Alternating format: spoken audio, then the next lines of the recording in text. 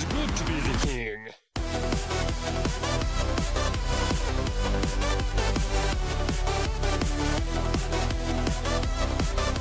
It is good to be the king. It is good to be the king. It is good to be the it is good to be the king. It is good to be the king of the losers. King of the losers. King of the losers. All hail, king of the losers. King of the losers. It is good to be the king of the losers. It is good to be the it is good to be the king. All hail. It is good to be the king.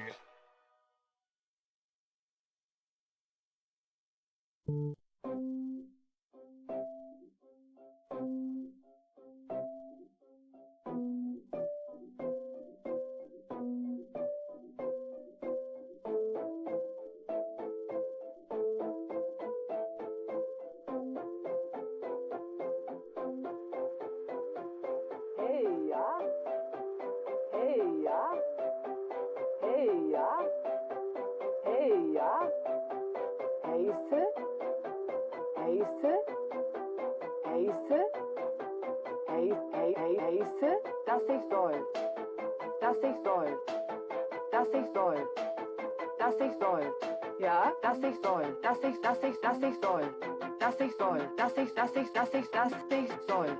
Rete, das war. Ja, Rete. Ja, das war. Geräte. Du wäre. Hover, Sucher, du wäre. Holzer. Heise, das war. Woche. Auber. Heise, das war. Woche. Das ich soll, das ich soll. Beräte, Das ich soll. Das war Ja, Heise, Flickmann, das ich soll. Beräte, Ja, Geboren. das war Heise, das war Heise, das Dumme. Fischere, Ja. Jägere, Ja. Fischere, Jägere, Ja. Das ich soll, Skrites, Sassa, Auber. Flickmann, ja, Rete. das war Flickmann. Bereite, Hey ja. ja, Rete. das war das Dumme. Fischere, Ja. Jägere, Ja. Fischere, Jägere, Das war, das ich soll, das war, das ich soll.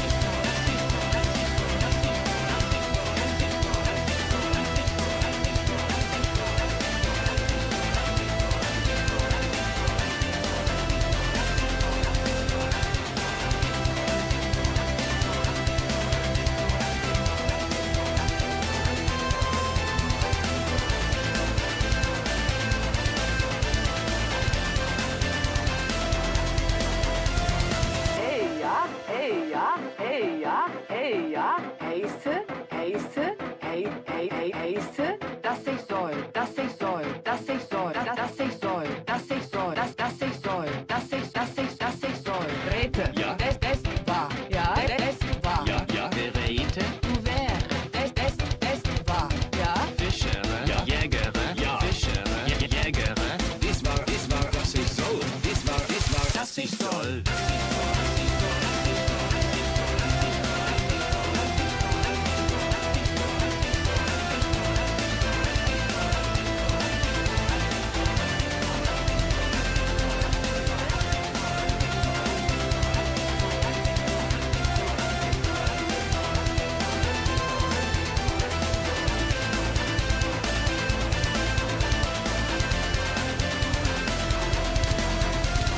hey ja, Ja, ja, das ich soll. ja, Hey, ja, ja, das ich soll. ja, hey ja, Ja, ja, das ich soll. ja, das ich soll, das ich soll, das ich soll. hey ja, Das Dumme. Hey, ja, Heise, hey ja, Sassa, Beräte, hey ja, Skrites, ja, Gebure, das ich soll, das ich soll, das ich soll. hey ja, hey ja, heiße,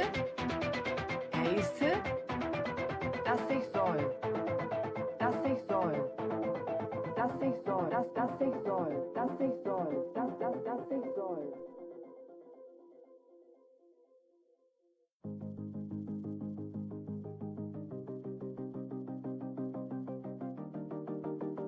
All right, ladies and gents, This just happened. Just now here, playing a 1v1 on Mega Random. You'll notice 0 on wood, 0 on gold, 0 on stone. We both start with a Victoria.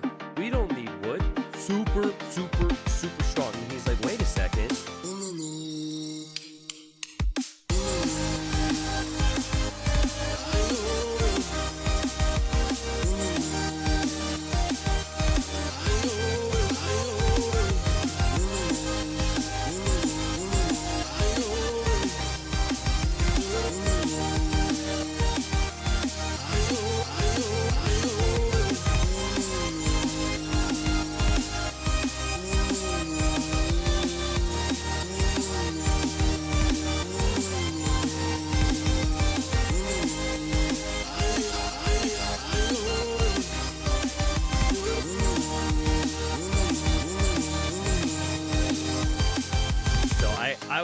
I was getting ahead of the game. Next level strat, I'm buying stone. I'm like,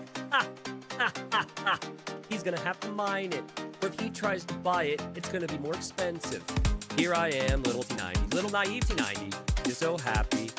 Just feeling so good. Oh, I passed the H faster. Just feeling so good. Oh, So here he is, and he sees my Victoria, and he's like, wait a second. My Victoria is nice and snug in the back of my base. He's like, wait a second. His Victoria is in Narnia. Wait a second. His Victoria is in Narnia. So maybe we're going to do something about that. Guys, he's going for redemption and monks. Okay? Guys, he's going for redemption and monks. Okay?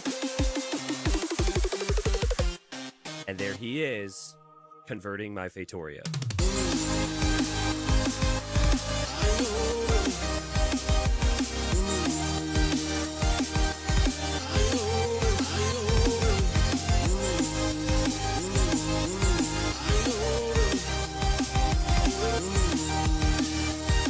And there he is, converting my Victoria.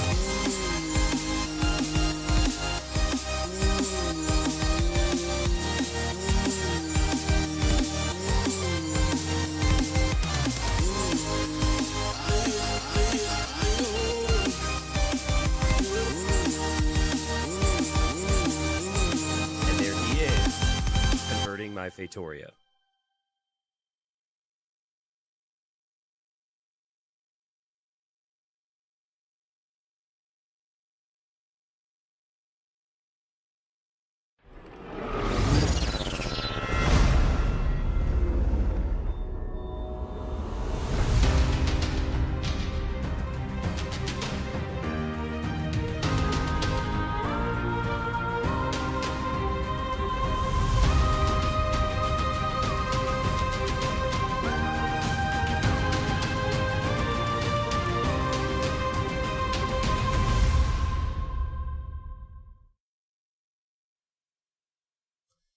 Hello, everybody. Welcome in. We've got round 5.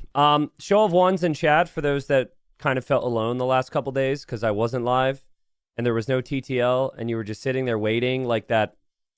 I don't know, a million meme formats where they're just kind of like looking around like, what's life without TTL? I hope there's a couple ones.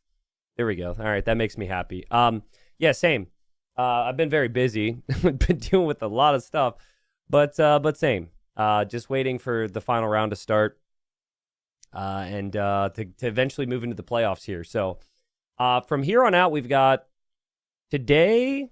What day is it today? I just know it's TTL Group 5 day. I think it's Friday, something like that. Could be a freaking Thursday. I think it's Friday. Anyways, Friday through Sunday, I think. We have TTL nonstop every day. I'll go over the calendar with you guys and kind of just briefly touch on that. But yeah, until the conclusion. So we have 4 days of the conclusion of group stage, which will decide who gets promoted, who gets relegated, who ends up where in the groups. And then if there's playoffs, or for the players that make the playoffs, that'll then be the 17th through the 22nd. So yeah, I got live a little bit early. a little bit early just to kind of go through some housekeeping stuff, talk to you guys about everything, and of course say hello and whatnot. So, hello, Etta K. Thanks for the 25 months. Rate Clan, thank you for the Prime. Mo, thanks for the Prime. Welcome, welcome. Crusade, thank you. Human Mo. Do we have two different Mo's, or did I think? We had two Mo's subscribe back to back. Human Mo and Mopkin. So I guess maybe I shortened them, but all right, we got the Mo's here. Type, thanks for the 67. Katza, thank you for the 28. Jin, thank you very much for the 13. What's up, Dingle First? Thanks for the 43. Yeah, Human Mo, I guess you're the OG. But it's all right. We don't need any arguments amongst the Mo's here. Be a very weird dispute. What's up, Loth? Thank you for the Prime. Hello, YouTube chat. Hello, everyone watching there. Yeah, Mo problems here in this chat to start the day. We're about to have Mo ads before the stream gets too crazy here. Just FYI. All right, so where to start?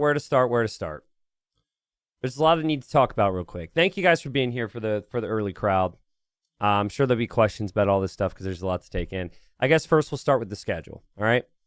So here's the schedule. We have just two sets today. We have ACCM versus Running and then Sebastian versus Lewis. That is on the cards. Sorry, my schedule was bugged. Then we got Yo Lucho, Hearts Hiscon, Hera Vinchester, Dark Dragon Star, Sato Vivi, Viper Mihai, and then MBL Licks, Leary Barles, and Tata Rapard. You will notice and perhaps appreciate with a salute, we are closing out the group on each day. All right. So that feels important to me to like, it's hard to do with so many different sets, but you know, to jump around and like try and remember the ramifications of what happens in group A and then like move 3 days later, it's a mess. So we're closing out the days. Today is group C. And then, yeah, we'll move into each group and each group's got different storylines. The playoffs are then after that. I'll just quickly show you what the playoffs could look like. I don't even think any of it's officially confirmed yet. So I think coming into the final round, nothing is 100%. But basically that bracket that I just showed you, it would look something like this. Or it would look exactly like this, only we would just know where the players go. So there you have it. That's already pre-established. The group winners will move into a bye, essentially, into the quarterfinals, all separated. And then you've got the second and third place players falling into here, which means you're fourth place, you are not in playoffs. If you are fifth and sixth place, you are relegated, right? And so we've got some players already confirmed, like Dark is already out. He's still playing, though, could affect Dragon Star Survival. And Viper there, like that's a whole situation. And yeah, we got a lot happening. So that leads me into an announcement, which I did make off stream yesterday and in the Discord, but I'm going to do it now on Nikov. Nikov, you'll notice, has 0 wins, 0 sets, all this stuff. And if you've been following TTL, Nikov obviously played Titans League. Long story short on Nikov's situation, Nikov had some really serious health concerns last week. He will likely make a statement on it himself, but essentially from what I understand, his appendix burst. Things were very serious. He had to have emergency surgery. And then had complications in recovery from the surgery, which required him to be rehospitalized and having some really, really big concerns. I was in communication with him and you know, his partner as much as possible the whole time, of course, and everything that we wanted to do, or everything that we could do, we tried, like flexibility with the schedule, and trying to find a way to keep him playing. In the end, Nikov, he wants to focus on getting better, and he doesn't know when that's going to be. His primary focus is his health, which is understandable. And so, you know, we obviously we're always discussing what can we do here, how can we do what's best for Nikov. He just said, my season TTL's got to be finished. I got to focus on getting better, and yeah, that's the situation with Nikov. So. First off, get better, Nikov. I've already spoken to him a bunch. I really wish him the best. I hope he recovers. It's sad for him, but we just want him to be healthy, right? The thing is with with the way this works in a group like this, Nikov had already played some sets and then can't play 2 sets, right? And Nikov can take games off everyone. So what we've essentially done is we have nullified his results, meaning that we've just removed him from the group. And none of the wins that already happened against Nikov or losses that ever happened against Nikov or would happen are factored in anymore. Because that is simply the fairest thing to everyone who's played or would play Nikov. So it is now decided on between the 5 players where things end up, right? Now, as far as Nikov's money, Nikov is getting paid the money for the games he did play, okay? So he's still getting paid out. And we have plans. There's still some other money things there behind the scenes. Don't worry. We're going to do as best we can for Nikov and the players. Well, for anyone who wants the super specifics on how we handle it, don't worry. Nikov's going to get all the money he was owed from his game wins, and we're going to work with him, all right? So, yeah. Nikov is essentially relegated. There's no way around it at this point. It's a shitty situation. And I was aware of this for 2 weeks. This is a 2-week thing. Me in communication with them every day. And yeah, we love Nikov. We hope it gets better. All right. So that's the situation with Nikov there, which then means, of course, the group looks a little bit different than it would have otherwise. And that leads me into the next thing. But I told my editors that we would basically make a video specifically for the Nikov situation. This is that video to everyone who hears later on YouTube. Send your best wishes to Nikov on socials or whatever. Again, I'm sure he'll make a post when he's able. You know, me and my team really wish him the best, and I know the viewers out there do as well. We play a video game. Okay, I talk about a video game. He plays the video game. It's just a video game, and it's not like, you know, life is so much bigger than that. And I always appreciate the individuals in our community for who they are as people. I want Nikov to be better, and he's a good guy, deserves to be better. Okay? So, with that out to the way, we then have to move into the situation in the group, because the situation is important as we're about to cast these games. So, remember, Nikov's kind of removed from the equation. And we have essentially, we have 1 relegation spot remaining, which would be 5th. That's already confirmed to be running. It's already confirmed Andy is 4th. And then we have the top 3 fight, okay? And we have 2 sets. So the first set, this is wrong. The first set is ACCM versus running. That starts in a moment. For ACCM, if he gets to 3-0, it's still impossible for him to get first place, as is. Because he would still lose the tiebreak to Sebastian. It is basically for ACCM, it is 2nd or 3rd. It's just depending on what playoff position he falls into. For Lewis and Sebastian, which is our final series of the group today, that one's interesting. But Lewis is going to need a 3-0 in order to steal first. If he does not get a 3-0, if he ends up winning even 2-1, Sebastian has that 1 win over him, and Sebastian would take first place. So Sebastian has been kind of the front runner in their group the entire season. Sebastian remains the front runner. That's what Group A looks like. So yeah. Any questions real quick before we fully move into the other housekeeping stuff? I just said a lot. I said a lot of stuff about a lot of things. I can't promise to answer every question, of course. Thank you, Phil, for calling my mustache marvelous. Not really a question. Fantasy League housekeeping? Yeah, anything with predictions in fantasy that incorporated Nikov. We've done what we can. In the case of anyone who picked Nikov for their fantasy team, we can't, there's no solution there. I think we would keep the wins that he would have already had for the first 3 rounds. I have to double check on that. As for predictions, we just eliminated the sets that won't be played from the prediction sheet. So that's how that works, basically. Yeah. T90, how's your day going? It's going fine. That's not really the type of question I meant.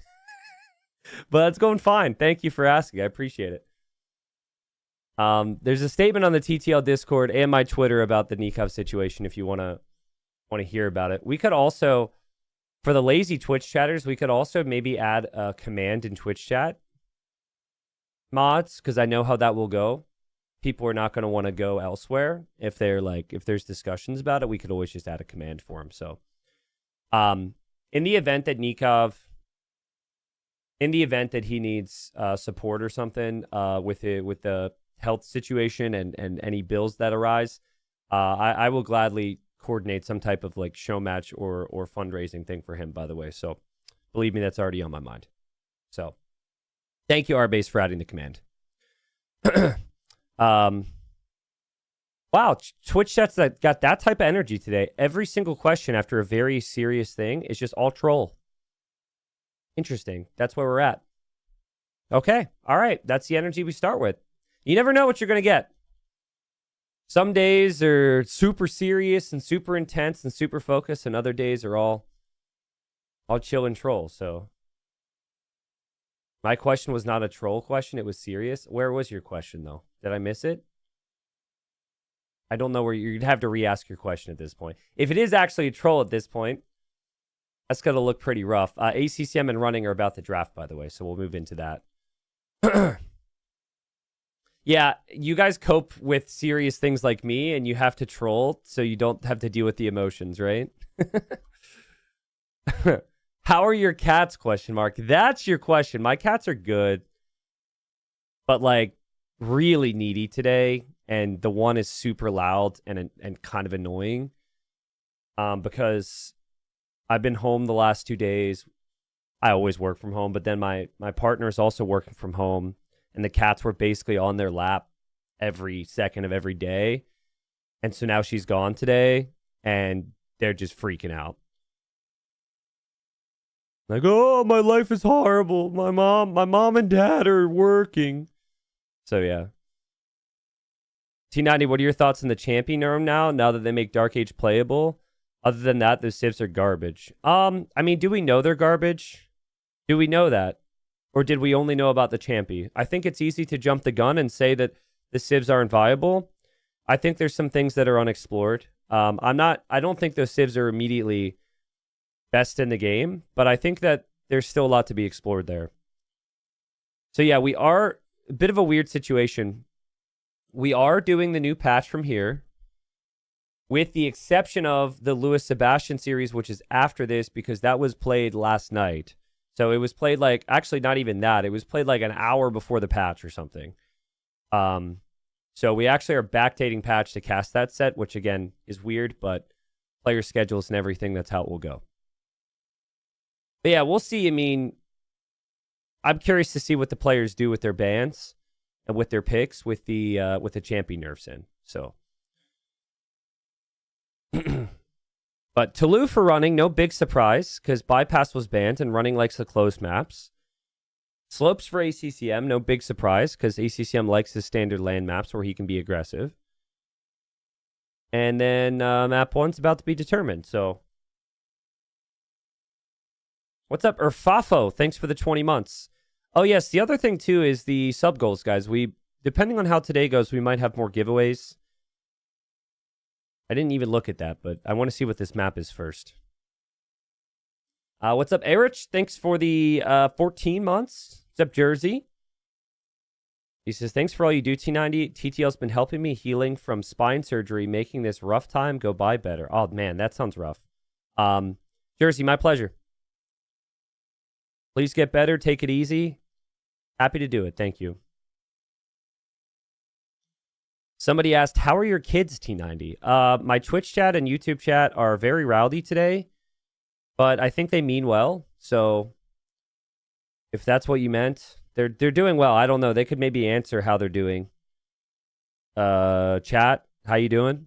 Hope everyone's good. It'll be Monocle game 1. All right. You think I could have children when I've got a chat? Sounds stressful, man. Tim, thanks for the 3 months. Welcome back. Thank you, Ebroglio, for the 4 months as well. Bud says I'm not your kid unless you give me a sub. All right. Get this one out of here. When you have this many kids, you could lose a few. Okay, we maybe get a little too serious. All children are important, okay? We're talking about Twitch chat. This is just stupid jokes.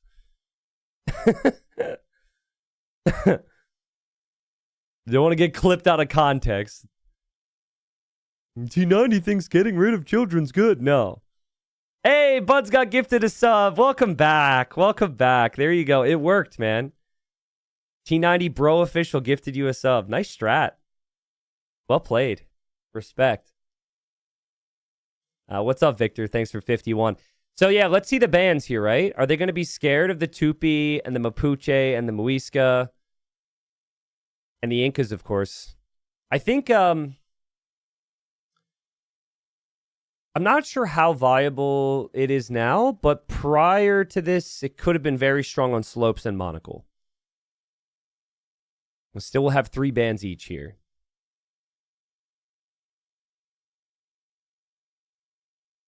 But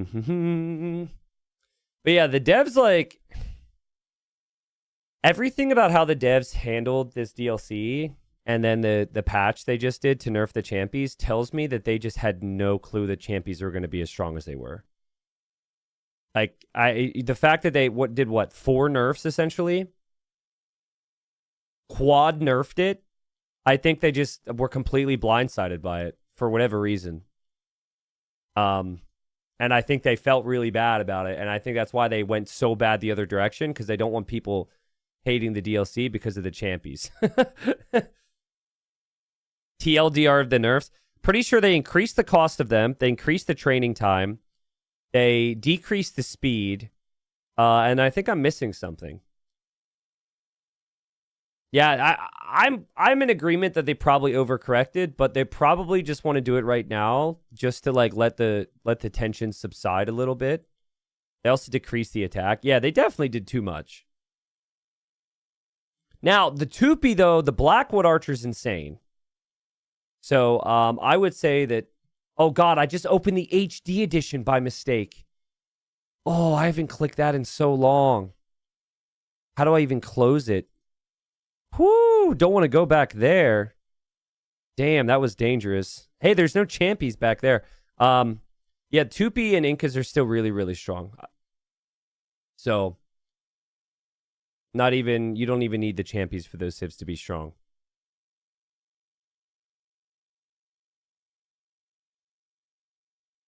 I think if you go and you look for the HD edition on the store, it says retired behind it. But I haven't purchased, so it just says 2013 behind it. Which to me is hilarious. It's like, that could easily be seen. If someone tells you I'm playing the new version of Age of Empires 2, you could look at 2013 and say that that's new. Because compared to the original release date, that's super new, right? So, I think they tried to, like, not confuse people by just putting the year behind it, but I don't know how much that really would help. But what do I know? All right, Turks for running. That's likely for Toulouse. Running's just got to get some wins. Running's just got to remind everyone what he's made of here. Obviously, running is relegated regardless. Do you know what year it is? It's crazy to think about that the 2013 HD edition came out 13 years ago. That's crazy. Because I played so much of that. Like, so much of that. I remember I would routinely stay up till 5 a.m. Playing that. And ignore all of my girlfriend's text messages. And she'd get really pissed. And I'd just tell her I fell asleep. And then routinely sleep past my alarm and miss my college courses. Dropped out of college, dropped out of the relationship, you know, both kind of went into the trash bin, so. Oh, God. So many memories. Muisca! All right. Running's got a plan. Interesting, he hasn't gone for Incas. But, I mean, if you go Incas, you're just picking for the super high economic flexibility, which is a bit more of like that land meta. I think it's Muisca maybe to try... Is it Muisca that has the extra melee armor on their champions. I think realistically, trying them on Monocle could be an option. It actually happened once before. It was before all the champion nerfs, of course. So almost feels like ACCM is going to play Doubt style. Well, no, maybe I'm wrong. I think Romans is likely for Monocle. And then I think he'll play like Wei or Mayans or Khmer on slopes. Tulu, I could see, well, it also could be Wei. Maybe Vietnamese, maybe Khmer. So, I don't know. We'll see. There's flexibilities to both drafts here. I could see running playing Turks on Tulu, Koreans on slopes. I remember running one of his practice partners who played in Gold, one of his teammates, played Koreans there. So, I think Koreans and then maybe like Muisca on Monocle is terms of his top 3 plans.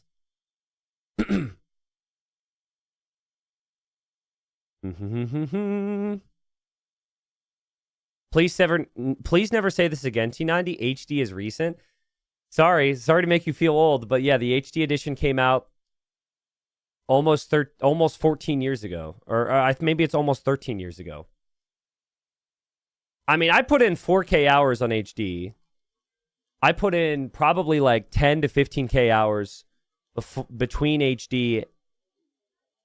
There's no hours on like Voobly, so I don't know because it was like a separate client. I'm guessing I easily put in like 10K hours there. Maybe 15K.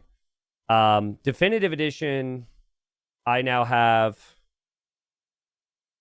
12,500 hours, I think, because I have 11K hours on my main account, and I used to use an alt, which I don't want to log into right now. So, I mean, that's a decent amount of my life committed to AoE2. And you guys then you guys wonder why I don't get anyone's references for anything else in life. Then the community's just mind blown. Oh my God, T90 hasn't seen this movie. Oh my God, T90 never heard that. What do you think's gonna happen? What do you think's gonna happen? I have no other time, man. I have no other time. So I'm a little bit more cultured now than I was maybe back when I started, but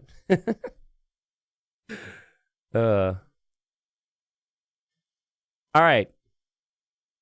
And Doc Maggie says, I wasn't around back then, but were there horrible thanks HD moments? Yeah, so can we get is it the T90 DE emote? Yeah, so the T90 DE emote, here's the story.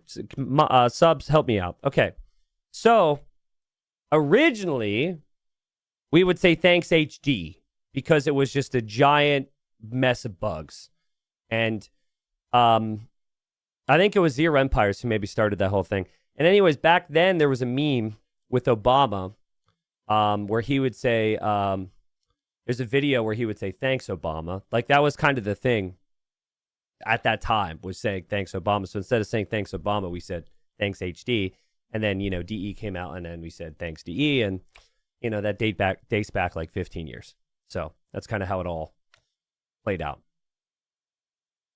All right, so reminder on the situation here as the series is about to begin. Guys, I talked about it at the start of stream. I'm going to repeat it one more time because there's some people who just got here, all right? But if you can use the Nikov command or you can wait for the video later or look at the statement anywhere else I made it. Basically, poor Nikov, he had his appendix burst. It was really serious. He had to have emergency surgery and he was in the hospital for many days recovering, and then he kind of had a relapse after this, was back in the hospital. It's been a long thing for him, and he really needs to focus on getting better. We obviously worked with him as much as humanly possible to give him opportunities to compete in TTL, just not feasible, and his wish is just to be able to get better and just not have to worry about TTL at all. So we hope he improves. We send our best wishes. In fact, he doesn't know this yet, but I sent him a massive gift basket which has like food and like also a bunch of like things he won't care about, like these girly soaps and stuff.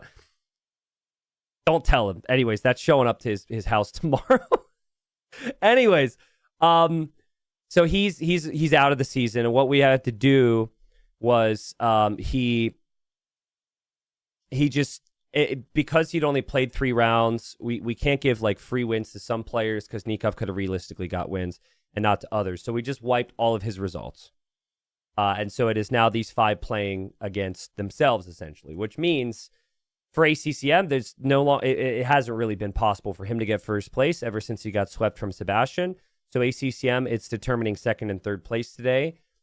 Our final set after this will be Sebastian Lewis. That is a technically a fight for first place. In Sebastian's case, if he gets 1 win, he locks down first place and goes into the quarters directly. But if Lewis wins 3-0, Lewis would steal first place from him and go top of the group. So yeah, that is the situation there. Yeah, and they're going to start game number 1 here. Running's already relegated, so I mean, hopefully we get a good showing. But he's already confirmed to go down, has not really had the best season. And, I mean, even if we would have continued to count the results from Nikov, he still would have only had 1 win here. So yeah, hopefully we have some good days. Here's kind of the update on what the other groups look like. This group is maybe slightly less exciting than the other groups in terms of what can happen. Here's Group A. I forget which day. I think we cover this on Monday. I'd have to double check the calendar, but it's looking likely everything falls into place like that. It is still possible there's some slight changes, like still possible if MBL loses to Lix 3-0, he would be relegated. Still possible Tata moves into second or something. Still possible Leary loses first. I would say most of those things are unlikely. As for Group B, top 3, likely Hera first, and then Vinchester or Hart second and third. So that's what the playoffs look like. The big storyline there, and this is tomorrow, guys, is Yo, Lucho, and Sizcon. We got Yo with 4 wins. We got Lucho with 3, Sizcon with 3. So somebody's going down from those 3 players, and we do not know who it is going to be. Realistically, what it feels like is whoever loses the Lucho-Yo series is down. There is a weird world, though, where if Lucha were to beat Yo 2-1, and then Sizcon were to win against Hart, Sizcon would actually Smithy survive, has and just Lucho donated and Yo would go down. $100. Thanks, Obama. Smithy, I don't even know if the alerts are behind my cam on this scene. That scared me. Thank you. Thanks to Ease in chat. So yeah, this group is crazy. This will be tomorrow. And then Group D. Group D is like mind-blowing right now. Dragonstar trying to survive. Viper trying to make playoffs and survive. And then, of course, you have the fight for the number 1, 2, and 3 spot as well. So there's a lot of things to play out. All right? Alrighty. Yo, Smithy. I didn't even see how much that was until right now. Thank you so much, man.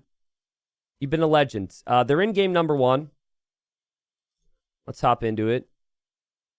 And yeah, we're gonna get to see the Muisca here. The nerfed Muisca. They nerfed the champions to the ground, but maybe the champions are balanced now. I don't know. Alrighty. Good God, these colors bring me pain. Welcome in, everybody. We've got round 5. Is Liquipedia updated with this? Let us double check. I forgot to do a thing to show you the group stage here, but basically in the 5th round, this is the final round of the group stage between these players. Very important, of course, that they get wins. In ACCM's case, can no longer get first place, but is still likely playoffs. And, yep, that's just wrong. So that's not even showing everything. Yeah, we try. We really do try. I think that's important. My mom said that it's the thought that counts. We try and have features, and then they just never work. So basically what you need to know is in this group, unfortunately, Nikov, due to medical issues, is out for the season. And ACCM running. Anyone who has played Nikov, those wins essentially are moot at this point. ACCM will be fighting for second or third place with this series, and running is already relegated. But the big series in the group would be Lewis and Sebastian, which happens after this. If Sebastian gets 1 win there, he would lock down first place. All right. So we've got the nerfed Muisca here. They haven't changed any of the big bonuses here. So advancing to the next stage costs 50% less gold. The settlements cost less. I think the reason you would still pick this Civ, because we've seen a lot of infantry, is this bonus right here. the Champy Warriors get extra melee armor in each age. So they nerfed the Champies. There's quite a few changes. We didn't see the Civs as heavily prioritized with the bans and the picks for that reason, but Running wants to test it out here. And why not? I think the fact that you have the flexibility from the settlements should already be really solid with these Civs. And there's the settlement on the wood. That's also a nice settlement because you get the gold there. But you don't always get that, right? Like, I guess in theory you could still kind of fit a settlement here. But this is a very tidy settlement. But the thing about the settlement, too, is you're going to auto-take the resource that your villagers are closest to. So I don't think he actually wants gold right now. Maybe I'm very wrong, but I think he just didn't realize. Whatever. He'll probably spend the gold on something else. ACCM has picked Romans. This was #1 pick. I think this Civ is insane on this map.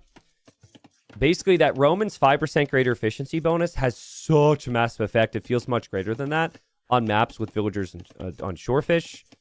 Villagers are already incredibly efficient on Shorefish maps like this. And this is what this map is dominated by. And we see ACCM just pushing in a deer. He's also going to be on the Shorefish. And I would expect him to go for Man-at-Arms. But guys, like even before, Man-at-Arms would shred the Champies. The difference was the Champy speed. And I'm wondering, because they nerfed so many things about the Champy, I don't have it memorized. Can someone tell me what the Champy speed is now compared to before? You look at the speed right now, it's 1 speed, and the Scout's at 1.2. And I'm wondering who wins the fight, the Scout or the Champy in Dark Age. Is it the same in Feudal? You just need to make it to Feudal Age to get the increased speed? Okay, if that's the case, it's not too bad. So you basically just make... Is it making it to Feudal Age you get the increased speed? Or is it you have to research the upgrade to get the speed? Okay, the Champy would win the fight in Dark Age slightly. You have to upgrade to get the speed. Okay, cool. Yeah. Alright, so I mean... But that does mean if you're at 1.1 speed... You're still faster than the Man-at-Arms. The Man-at-Arms are going to want to force those straight-up engagements. Meaning, you know, have a lot of power to kill villagers, which forces the Champies to have to engage to defend them.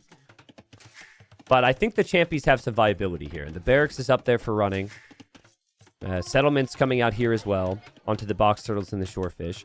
Running scouting to find that. ACCM is. He'll find it. And then he's also making his own militia at home. So yeah, interesting. Yeah, also, I'm with our base. We didn't necessarily think about the situation with the settlements being able to build on this map when we were creating the map. We did think about building other things, and we put a lot of time, a lot of thought into how we would balance out this map because you want to be able to build.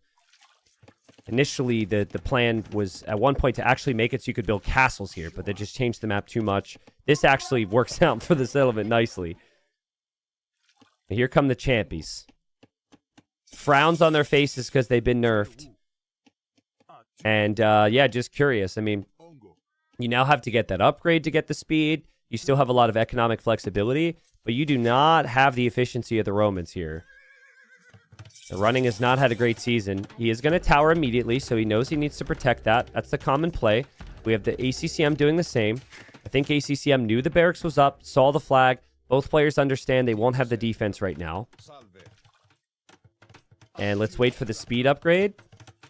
And there's the speed upgrade. You know, balance aside, I very much like that they get faster once they become a runner. You know? That makes me happy. Unlike, I don't know, the white feather guard, you get an upgrade, and then they get a big red feather. Or some other color than white, you know? There's like, I don't think any of this stuff is important. We're talking about balance, but, you know, those tiny details make me happy. There's the Man-at-Arms from ACCM. He moves away from the tower. And now I'm wondering how these engagements are going to go. Repair needs to happen here for Running. Really waits till the last second, but well-timed. And he'll have the runners here, and he'll have the numbers. He'll go for the fight. He's got 4 units against 3. And just now, ACCM is going to complete armor. And now he has a 4th unit over here. But this is where I think the flexibility of the settlements and the fact that you should have more pop space should lead to you to having an earlier range, in theory. But settlements can be extremely awkward. And he's got a lot on food, and he's got a lot on gold. He doesn't have a lot on wood for the range yet. ACCM still lurking around. And there's been no real damage, no mistakes, really, from either player, but the resources collected still higher for ACCM. This is why you pick Romans on this map. He was able to get double bit axe as well, which running hasn't been able to get, and the armor is paying off, and that should be at least one dead Vil, but she survives. And the champions will chase this down. We'll see how the fight goes. Remember, the Muisca get the extra melee armor on their champions, 1 per age. So I think with other civs, you don't take this fight. With that bonus at play, I mean, what do we think? That's not bad. What is bad is the villager died over here against the man-at-arms. What is bad is that the villagers are exposed. But honestly, I thought that was half decent there for running. Up against Roman man-at-arms, I was expecting the man-at-arms to do a bit better there. Just considering all the changes that were made.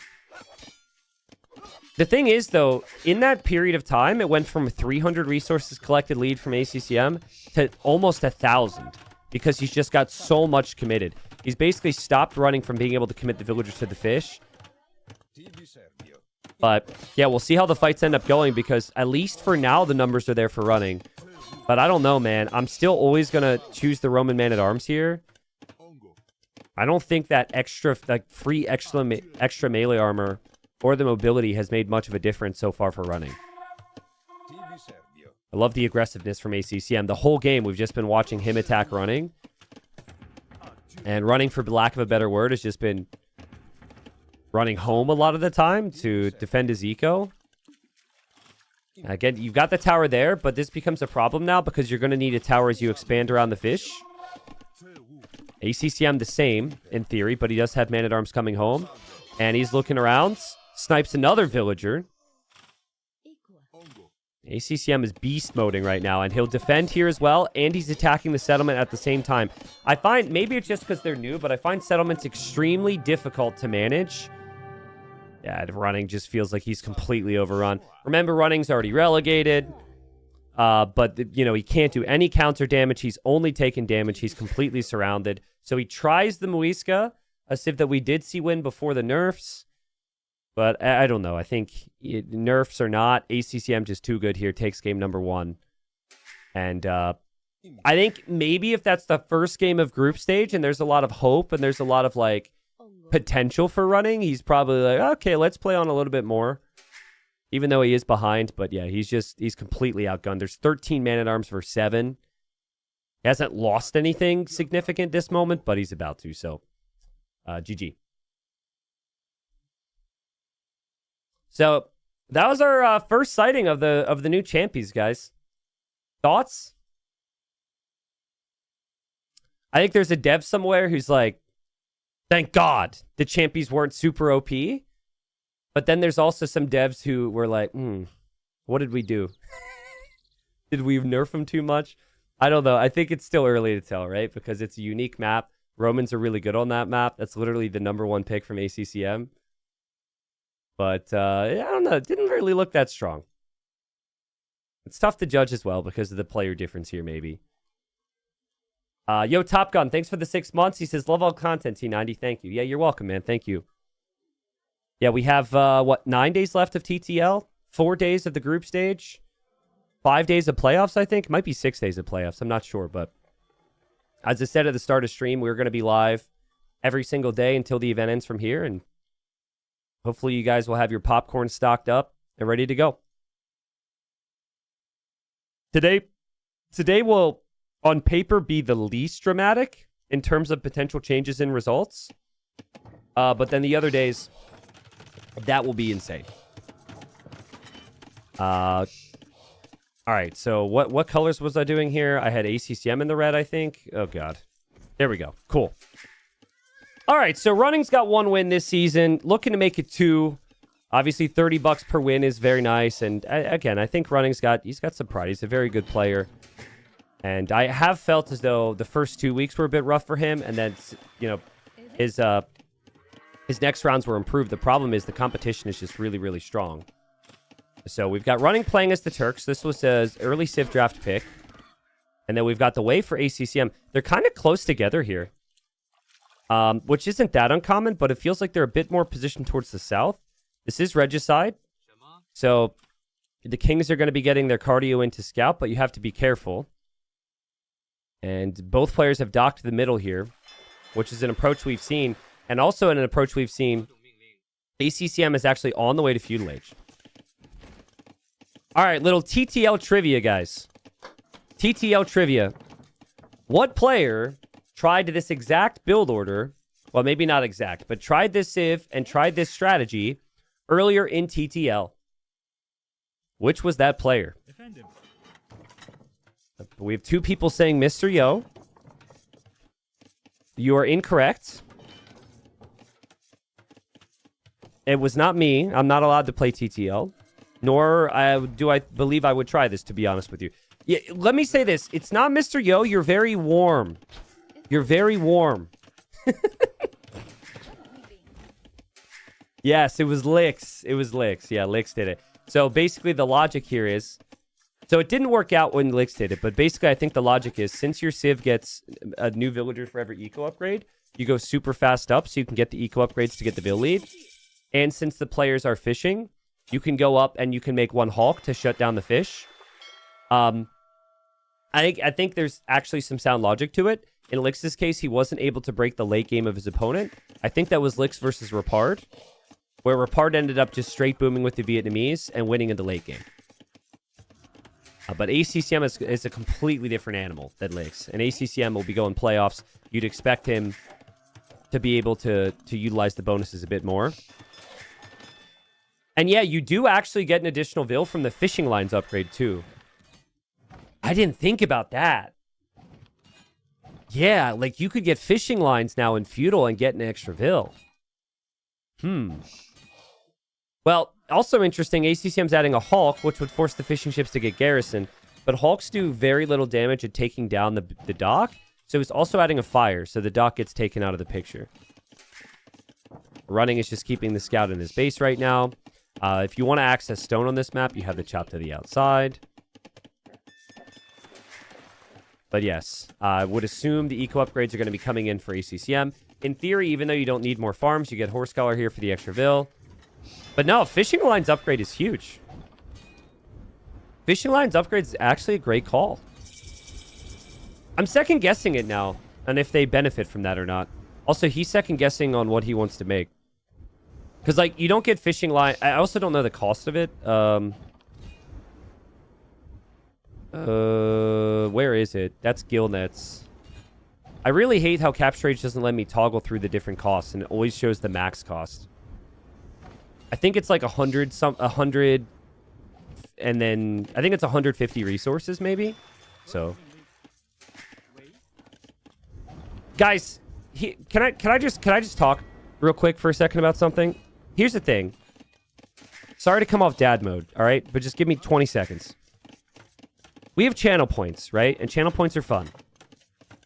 There's zero reward for them. It is literally just for fun. And we did not have them for a long time because I found it could border into being annoying if that was the focus, right? So I'm not trying to say we're going to remove channel points. But in the off chance we don't have a bet start like at the perfect second, to the 0.1% of people who like kind of go little too much with like just the focus and chat on that, can you just like not? Because if it becomes annoying, I actually super cool with just not having them. And I don't want to do that. Again, this is a very threatening here. But just chill, guys. Just chill. Seriously. The reward for channel points is T90's love. Well, you'll get my love if you're just less annoying. That's all. So, but it's not you. If you're worrying I'm pointing fingers at you, I'm pointing fingers at that other guy, not you, okay? But just be reasonable is all I'm asking. Now, how valuable is the dock here? I don't really know. But at the end of the day, it is an area where the players can get some control over the game and they can fight. So, because there's no other easy way to engage here, it does make sense that both players are going to continue to invest. I mean, the dock is actually almost to the point where it can't shoot arrows anymore. And so I think considering ACCM's got his eco upgrade, he should be happy. He's on the way to cast Lades later. Now, what Lix did is Lix went for a barracks, Lix went for an archer range, and tried to go Jean Bay Riders for the map control.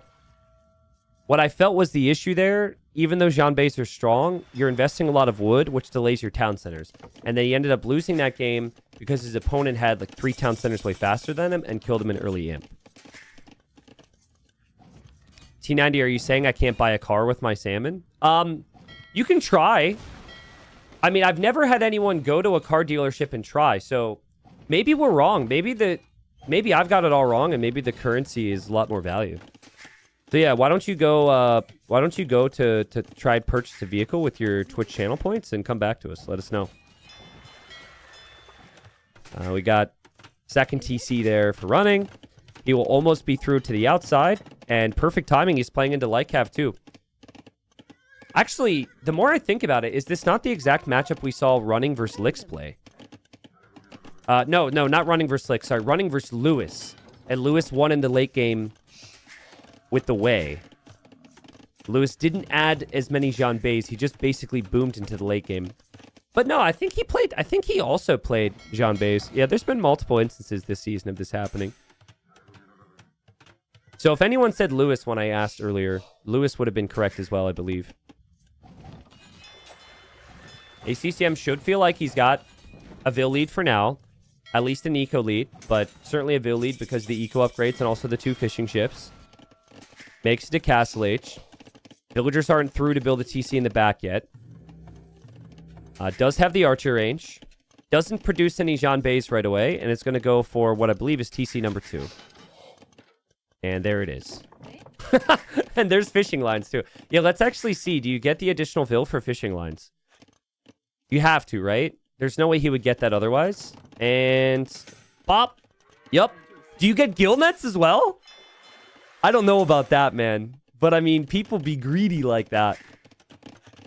I don't know if it's worth paying for that 1 extra Vil, but also we missed it, but ACCM lost a villager to a boar, I think. Says he has 1 eco death. I'm not sure how to explain that otherwise. Here come the light cap from running. Takes a long time to get there, but it also takes a long time to get to the town center. If you're ACCM, because he didn't chop through as quickly, and he wasn't in Castle Age as quickly. This could be really annoying. Light cav are on the way.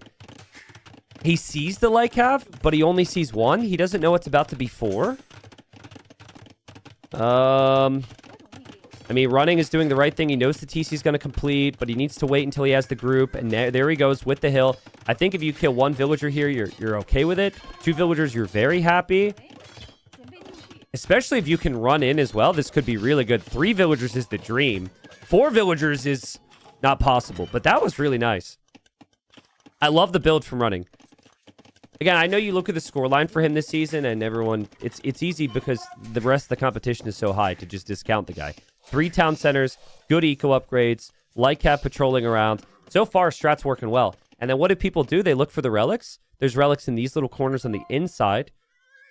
So I would expect maybe running, as we see the monastery going up. I almost combined monastery and university and said monastersity or something weird. But yeah, I would expect him to start to look for those relics now. Yeah, what's up, Kumar? Thanks for the 71 months. Someone said T90 is just salty because he doesn't have many channel points. Which didn't actually bother me until they said that. So now I'm thinking back to the channel points thing, and I'm like, that's true. I don't have any. I'm not allowed on my own channel. What is this? What is this?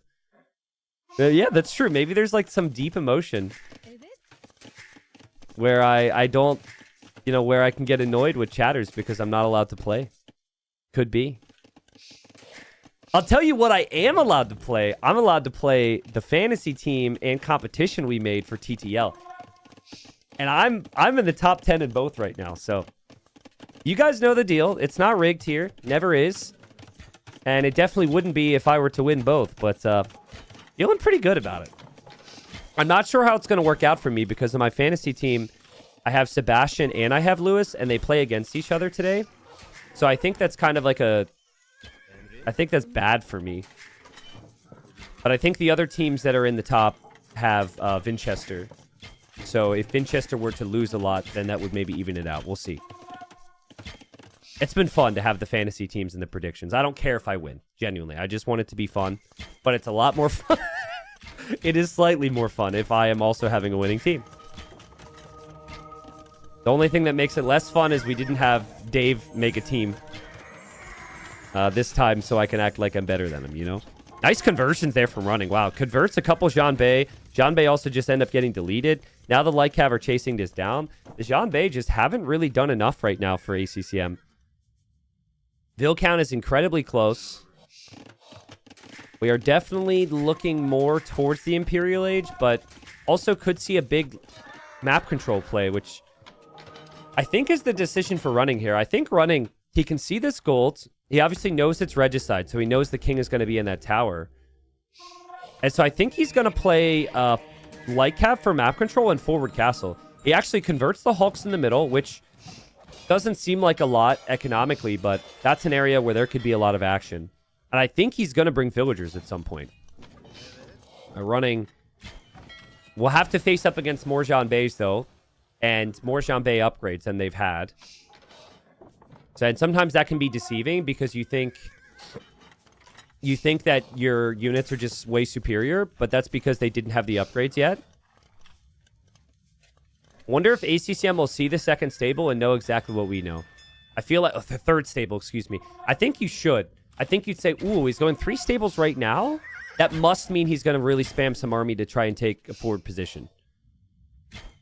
But ACCM is already spamming army very nicely from the 2 archer ranges, dropping another town center, and also ended up getting 2 relics so far.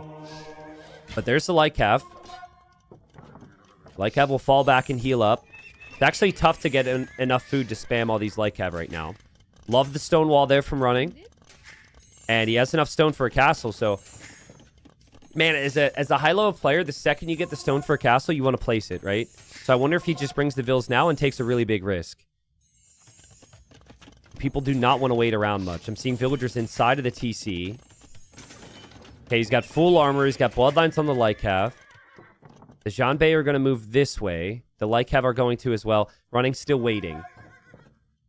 Basically assessing the situation to see, can he engage here? I don't know. That's a lot of Jean Bays. I think I would shift towards the defensive castle now. Turk late game is still decent. In the back of Running's mind, he might be thinking, though, about how complicated it could be against the Wei late game because he lost that matchup to Lewis before. Yeah, the efficiency of the economy for ACCM has been impressive. It's 5% greater efficiency on his eco throughout the whole game and way less idle time. And it's just him managing every single villager once they come out of the TC. We take that for granted at times, but even amongst the very top, there could be a big difference between the efficiency. Demo? Demo against Lycav should be decent. Lycav don't have that much HP. Running is kind of baiting him here towards the dock. What you could do is you could garrison 1 fishing ship there, and they would always assume it's a fishing ship instead of a demo. That's a good strat. Do you guys remember that last TTL season where we had, I think, Nikov go for the forward dock and the forward fishing ship in the dock, and it completely baited his opponent that he was going to go fire galleys? Well, now you can actually go forward fishing ship and just because you can garrison your fish and ungarrison them with, impunity, it could be even stronger now. This is not as risky. Yeah, that was against Hera. Hera completely took the bait. Hera freaked out. Against the forward fishing ship, he made, 8 fire galleys. It was a very satisfying strategy. The Lycav continue to fall back and heal up, but it just doesn't feel like running has enough to justify moving forward. And the Vil count's climbing. Both players approaching Imp. Running's got a lot of stone. Again, I think he just was planning on getting the castle forward initially, and then it never felt like he had the army to do it. Now you can just play for defensive castles, which is fine. But, eventually you've got to place a castle here, Running. Eventually. And the longer this goes, the worse it could get for the position on the map, because the Jean Bays are still massing, so... Well played from ACCM to get the relics. There's still the relic in the north, which he could get. Also, he is stonewalled the outside. He will secure this extra stone. Might even stonewall out here. And now there's the castle. And of course, the villagers get spotted immediately. Running has got to be like, you're kidding me, bro. I think the castle should go up. That should be fine. And this castle as well should be fine. So he goes from 0 castles to 2 castles. The light cav are definitely enough to force these Yanbei back. Now, the unique tech... this unique tech right here, Mingguang armor, adding the extra melee armor is very strong here. That actually applies to your stable units and your archer range units in this case, if you're the way. Tiger Cav could be a very strong unit. It's an insanely broken unit, in my opinion. Especially up against range units, which the Turks might want to switch to. So if there's enough gold there, ACCM might try full Tiger Cav and Janbeis. I think Running has done a better job. Remember the game he played against Lewis? He was behind by like 30 vills. And he was ahead to Imp here. The vill count's even. Imp time's somewhat even. I still think maybe some small things that Running's going to need to find. He's going to need to find some of these extra stones. Both players need to do that and wall the outside. You should know it's there. It's just a matter of taking it. And there's the Tuntian upgrade. So soldiers passively produce food. I don't have any numbers for you on that. I'm sure Twitch chat can give some numbers for people. I'm also sure 80% of those numbers are just going to be a lie, just for trolls. But you get a little bit of food when you're taking the fights, basically. So if you can afford it, you might as well. Do you feel like with artillery, as we have a cannon galleon from Running, if you can get artillery, cannon galleons on this map could be very strong. The plan for Running is heavy camel. He's getting the armor upgrades now. Thank you, chat. Someone said, first time chatter, his name is Stoned Socialist, and he says it gives 80%. 80% what? 80% what? Okay. Our base is 1.8 food per minute while fighting. Okay. That's even still confusing to me. Is that for every single unit that is actively fighting? You get that? Because if it's every single unit that is actively fighting, I actually think that's really nice. Feels like ACCM is going to play more Jean base. We've got Lu Xuan's on the way. I was very wasteful there from Running. He lost the first cannon galleon. I think he never intended for it to be exposed like that. He was expecting the castle to protect him. But yeah, there's the Lu Xuan. It says, screw you, cannon galleon. And the double! That's funny. Yeah, Lu Xuan's like a cannon galleon turtle ship hybrid. And you have a different type of fire. One versus buildings and one versus units. The big one versus buildings is the big cannonball there. And all right, I mean, Running dives. That's a nice start to the fight. What you want here, though, is you want to clear army and push the castles. And instead, he's just throwing his army underneath castles. He doesn't have enough siege to push yet. That's the concern for Running. I don't think that fight is good enough to feel perfectly fine with it. Clearly, he disagrees, though, because he's continuing to send in the camels. Honestly, it's maybe 50-50. The Janbeis went down faster than I expected. It's very rare that both players stay in a fight like that. Usually one player assesses and feels like they're ahead or behind and they change something. But Running doesn't feel like he can really give his opponent the time. And ACCM doesn't feel like he can give up this position. There's the upgrade. This upgrade is genuinely very strong, especially in the type of engagement that we just saw. The extra 4 melee armor on the Janbeis is going to make them much tougher to kill. And, oh, man, how many times do we see this, guys, where Fletching is missing on a castle, Ballistics is missing on a castle, and ACCM realizes that and snipes a bombard cannon. I mean, these bombard cannons are expensive. And they need golds. Running is going to come down here to gold, but ACCM's already on that. And ACCM doesn't actually know about the northern gold, and Running did scout that. So if Running goes the other direction, he can probably freely mine that for now.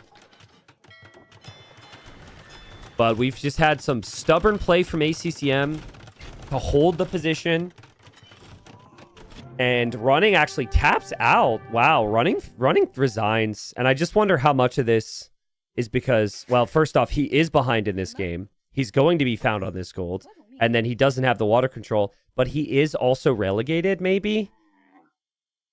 But, yeah. I mean, he wanted to probably push an early imp with the fast bombard cannons. That window's kind of kind of disappeared, and I don't know. I think it's a bit of an early GG because Running knows he's already relegated and maybe is just not thinking many very positive thoughts right now. So after a long group stage, only one win the entire season, it's kind of understandable. I don't like to see that much gold still available and this much of a position just be thrown away like that. But, yep, he taps out and ACCM up 2-0. So, rip. ACCM collected more of every single resource that game. KD was even. I still think that the key for him was just going to be holding on and using the map control because he had the relics and could potentially raid the golds. But I don't know. We hadn't seen Elite Tiger Cav. We hadn't seen Halb yet. Like, there's a lot of things that ACCM still hadn't really had to do there. So,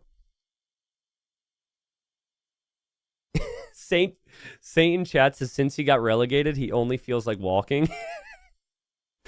I wonder when Running came up with his username if he expected all of the jokes in chats and from casters. Yeah, he's only walking. He's gonna be walking to Gold League, so that much is true. But no, I mean, everything I just said is accurate. I think that's an early GG. He is behind, and because he's already relegated, and because he's up against such a beastly player, I think it's very easy to just not have a lot of faith to want to be in the series. So that's probably what that is. Yeah, every username, for the most part, was always made before someone was an expert player. So in my case, I wouldn't have named myself T90 Official if I knew I was going to have an audience, and here we are. And now I have to deal with... I would have done a little bit of research, because now I've got people asking all the time if I'm named after a Russian tank. I didn't know that. I didn't think that, like, if people found out my first name was Tristan, that they would assume I was born in 1990. I mean, I didn't think about any of these things. So people just kind of make their usernames and then they end up making a name for themselves and then they're answering questions the rest of their lives. So what name would you have picked? I have no clue. There was a point. So my first username as a content creator was T90XVI. And the Roman numerals had no significance. I just thought XVI looked cool because I used to play AoE and I'd want to, it'd be like King Charles the 8th against like King Pella the 14th, so I like the T90 thing and then I just added the Roman numerals in. But then I realized that was like not good for name recognition. And then I had this whole idea or this whole list of ideas. A part of that, one of my ideas at the time was T90 Empires, which I'm really glad I didn't end up doing. But yeah, poor Running.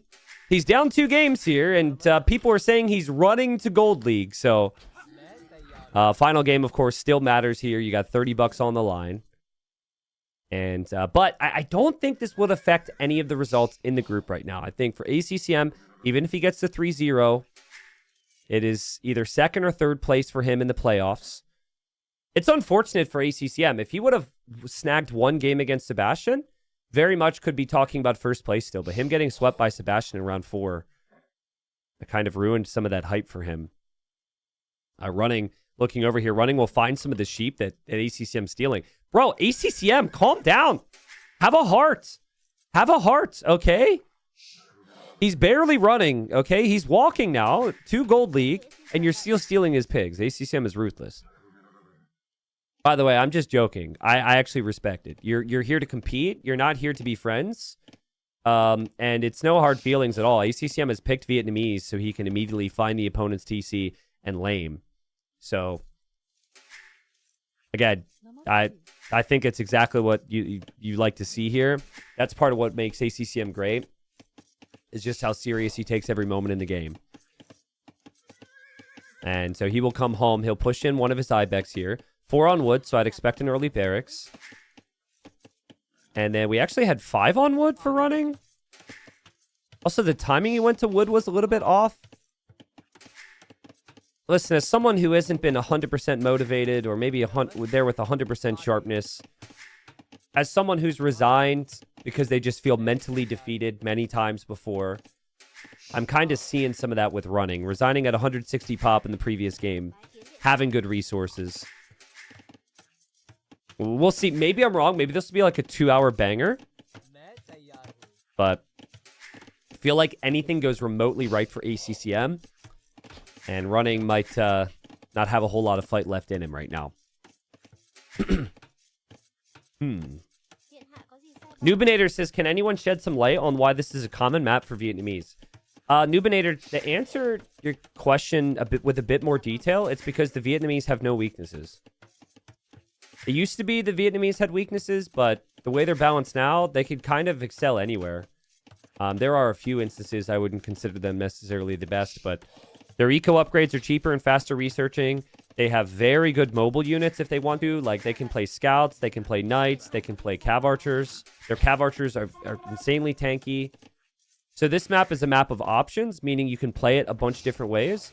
And Vietnamese allow you to play it a bunch of different ways, whether that be defensively or offensively. So I think Vietnamese just kind of fit.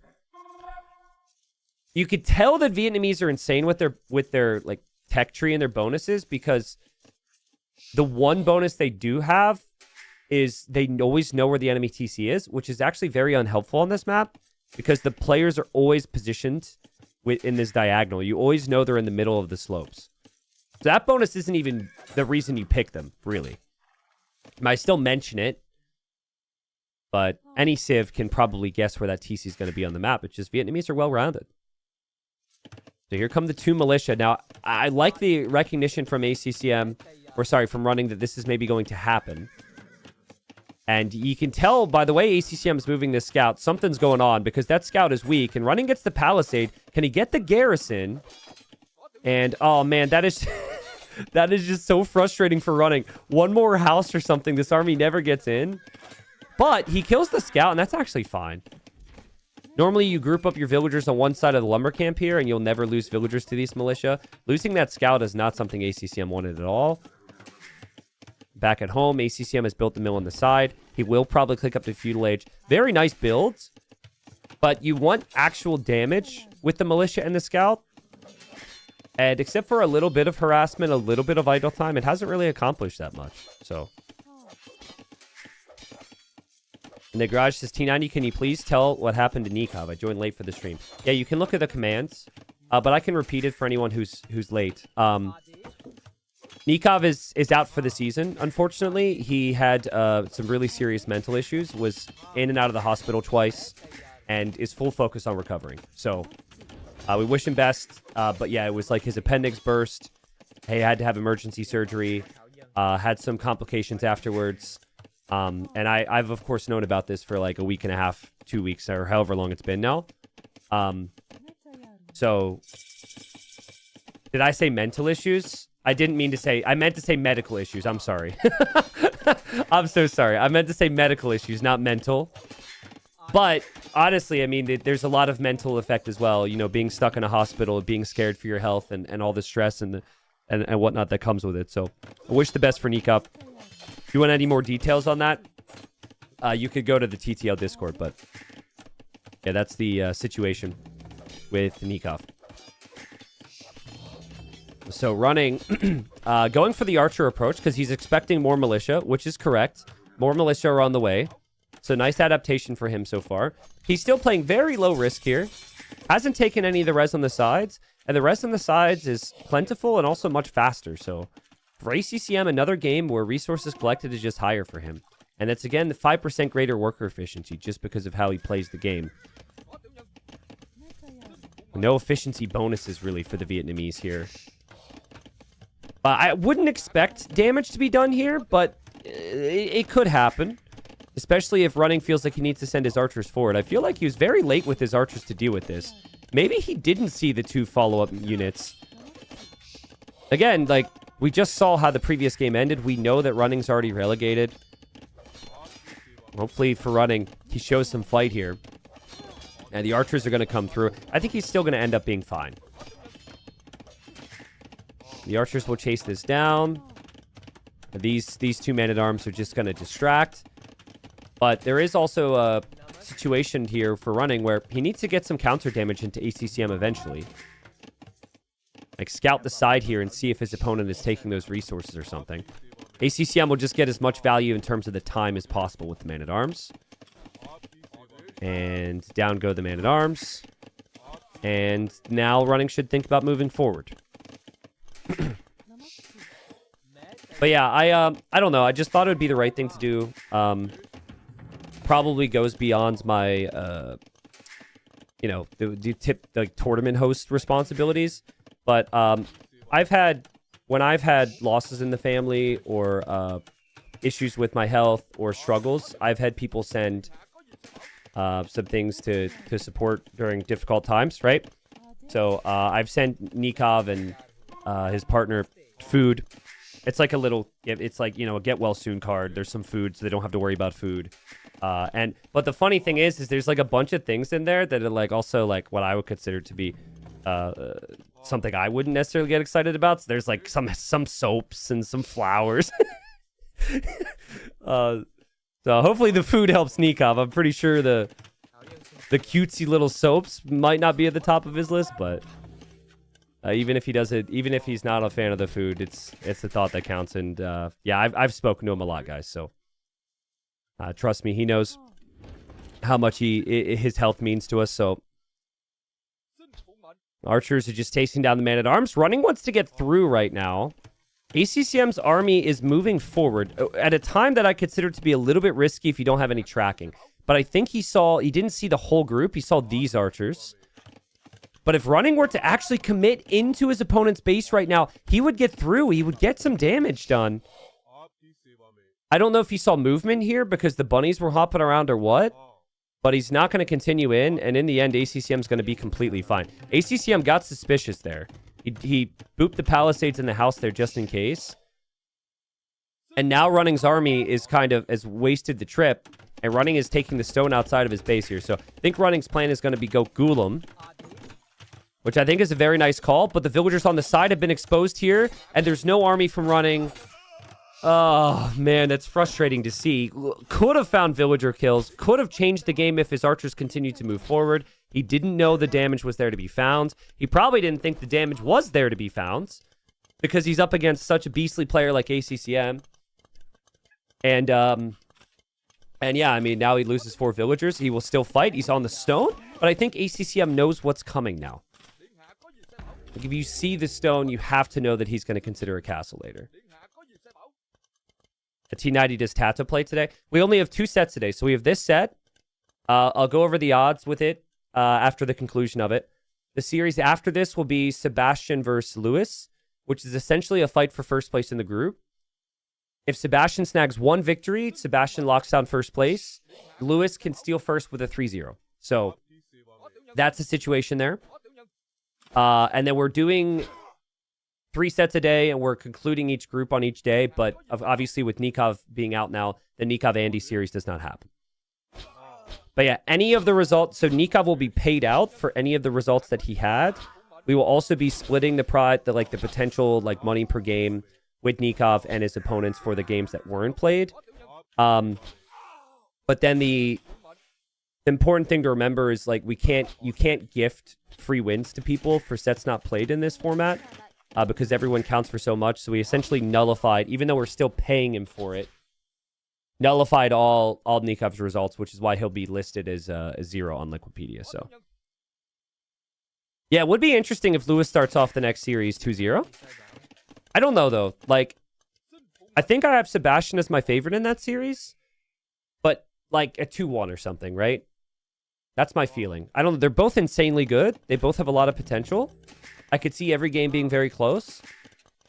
But Lewis getting a 3-0 as Running gets his farm snipe there. ACCM. Again, taking no prisoners. Lewis getting a 3-0 would be a little bit surprising, but doable.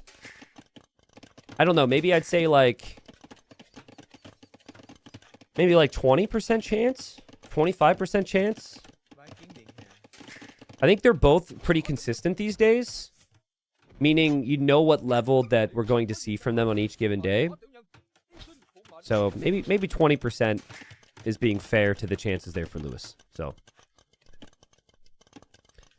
I saw this before. This whole this matchup where I think it was Dogao against Uzi. And Uzi played Hindustanis. He was actually in the north of the map. And then Dogao was playing Korean. So it was a different matchup. But Dogao just played Fire Lancers and was able to stop the Ghoulims. I feel like ACCM would feel the same. Fire Lancers are... You don't need any upgrades to get to the unit. With Vietnamese, you get additional HP. You have very flexible eco bonuses. So I think it's just kind of a no-brainer addition. And then I think if maybe you mix in a couple monks as well. Maybe to get conversions or heal up. It could be very nice. ACCM just playing perfect. Skirmisher tracking the archers up here so he can drop a town center up there eventually. Dropping a town center on the front to lock down that gold and protect the opening. And we also now have the TC here. We have handcart. We have bowsaw. Again, man, like Vietnamese, they could play archers and only archers and be one of the best civs in the game. You could play Fire Lancers, be one of the best civs in the game. You've got their skirms. This before we talk about the rats and archers, the elephants. Just back to what the one viewer asked earlier. Vietnamese have no shortage of bonuses. That flexibility is nice because if you are surprised by something extreme, which is what running will try and do now, you kind of always have an option. And in this case, I really think it's the perfect option. The Ghoulim is an anti-archer unit. It doesn't do very good in melee engagements. And Fire Lancers, especially with the Vietnamese getting the extra HP, I feel like they do very well in melee engagements. And plus, they have the ranged attack too. They have the ranged and melee attack. ACCM just feels inevitable right now. Running will see the Fire Lancers, and he'll see how much damage he just took, and he's like, wow. Okay, that unit gets produced out of a barracks. I had to get to a castle for mine. And my opponent already has the town center up, and he doesn't even know about this TC. I think game 2, at the point he called it, it was still very winnable for running. I do not see any way to consider him having any advantages as is. Fire Lancer just completely shuts this down. I think it's high risk, high reward from running. And he will lose the one Ghoulim to a conversion. He'll lose the rest of the Ghoulims to the attack. He'll probably end up losing his monk as well here. Maybe not, actually. No, monk goes down. Yeah, ACCM just locked in here. Yeah, monk should survive as well. So one player loses the monk. The other monk, other unit survives. I was having a conversation with someone last night about Fire Lancers. I don't know. It's probably for a video. To be honest with you, this is a situation where they're clearly always going to be very good. But I find that they are still not very well... They don't suit what I would consider to be great balance for AoE2. Part of that's the civs that they're attached to. Part of that is just how strong the unit is. Part of it is how little investment it takes to get to them. Not sure if Chad agrees with that or what, but either way, ACCM is just super far ahead right now. I think there's just nothing that can go wrong for him. And if he loses a Fire Lancer to a conversion, it doesn't matter. The unit's incredibly cheap. Snipes the monks, runs through, backs away. And again, 3 town centers pumping with perfect eco here from ACCM. Getting the relics as well right now. Our base says they're fine, but the civs that got them without any nerfs are now too strong. Yeah, I mean, again, you have to look at any unit based on the rest of their tech tree as well. So the civs that have them are insane. Agreed. So, but in my opinion, like, there's more bonuses for this unit than a unique unit.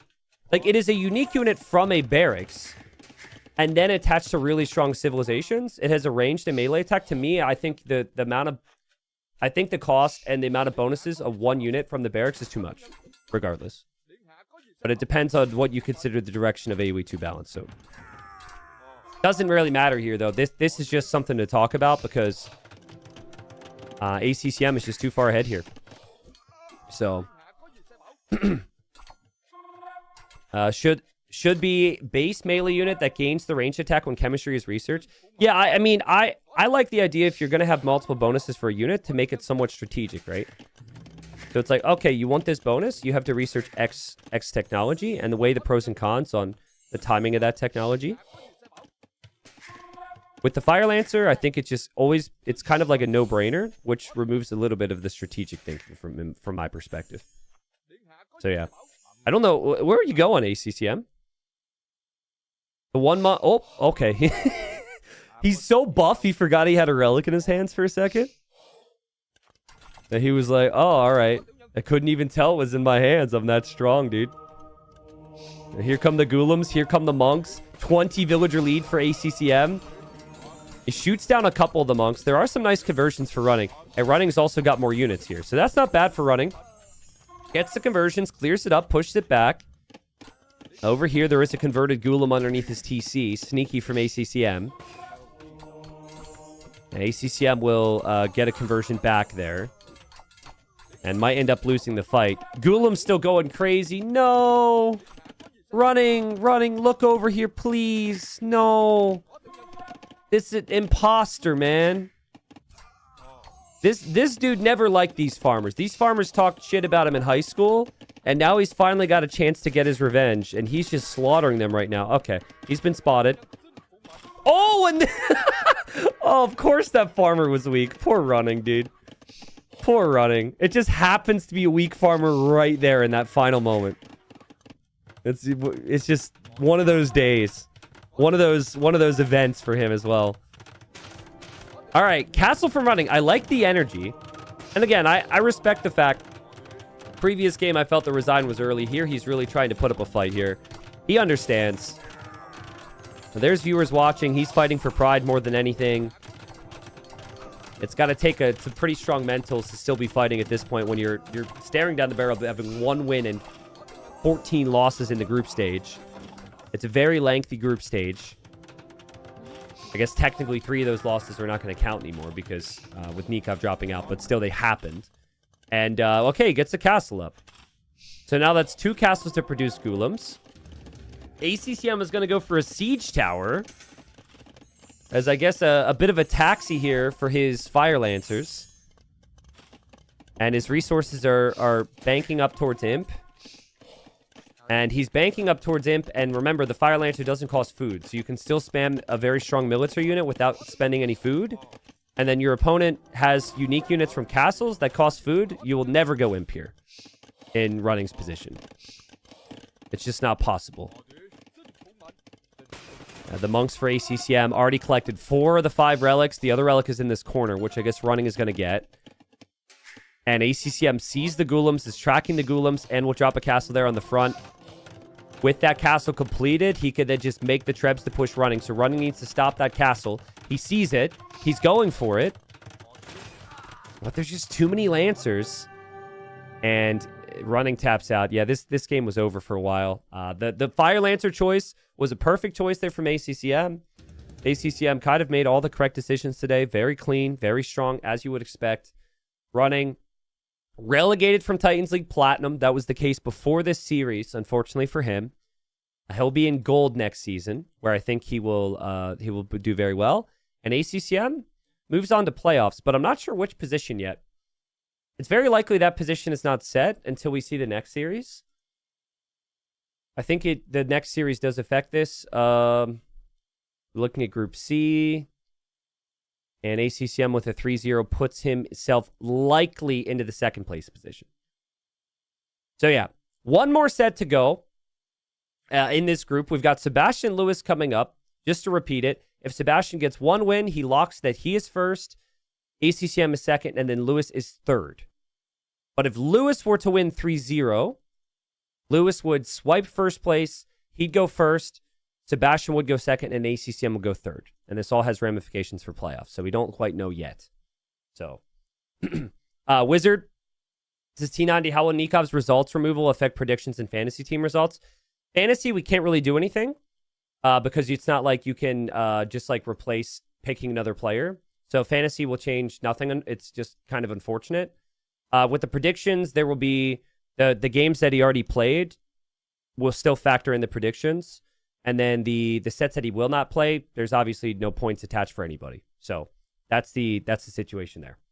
So, anyways, I'm gonna need to take a short break. I'm sure there's gonna be more questions. There's people I need to thank for subscribing to the stream. We'll take a short break. When we come back, We've got Sebastian against Lewis to determine first place in the group.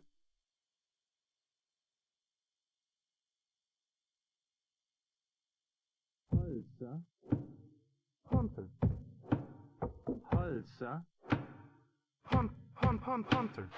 Halsa. Hunter. Halsa. Hunter. Halsa. Hunter. Halsa. Hunter. Halsa. Hunter.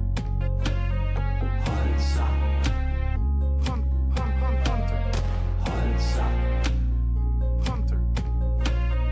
Halsa.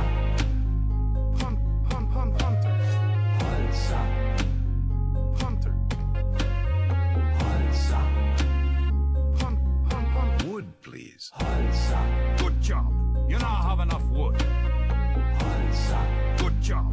You now have enough wood. Halsa. Good job. You now have enough wood. Halsa. Good job. Good job. Halsa. We have captured all of Nisus's lumber. Halsa. We have captured all lumber. Halsa. We have captured all of Nisus's lumber. Halsa. Good job. Wood, please.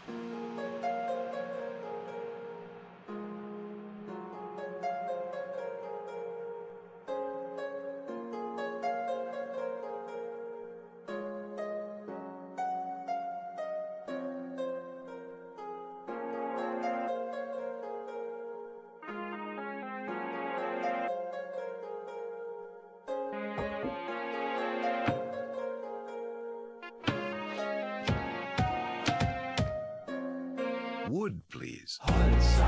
Good job. You now have enough wood. Halsa. Good job. You now have enough wood. Halsa. Good job. You now have enough wood. Halsa. Good job. Good job. Halsa. We have captured all of Nisus's lumber. Halsa. We have captured all lumber. Halsa. We have captured all of Nisus's lumber. Halsa. Halsa. Wood, please.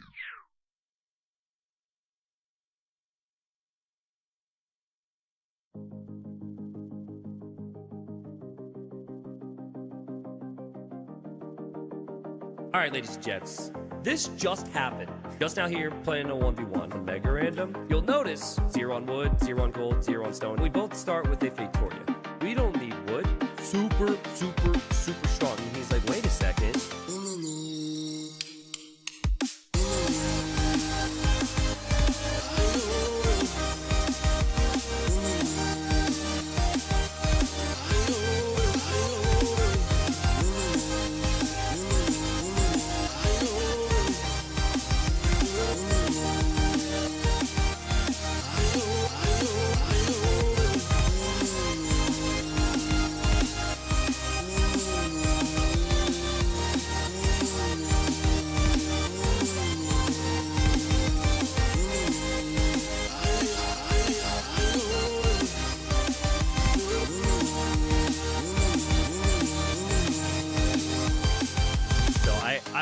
I was getting ahead of the game. Next level strat. I'm buying stone. I'm like,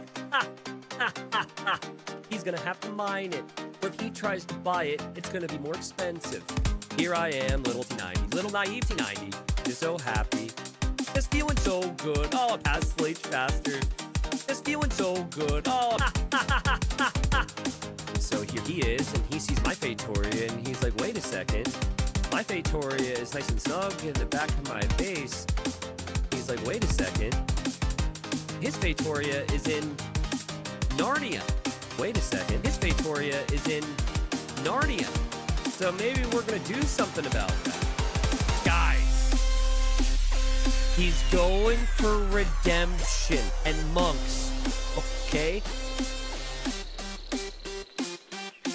Guys, he's going for redemption and monks. Okay?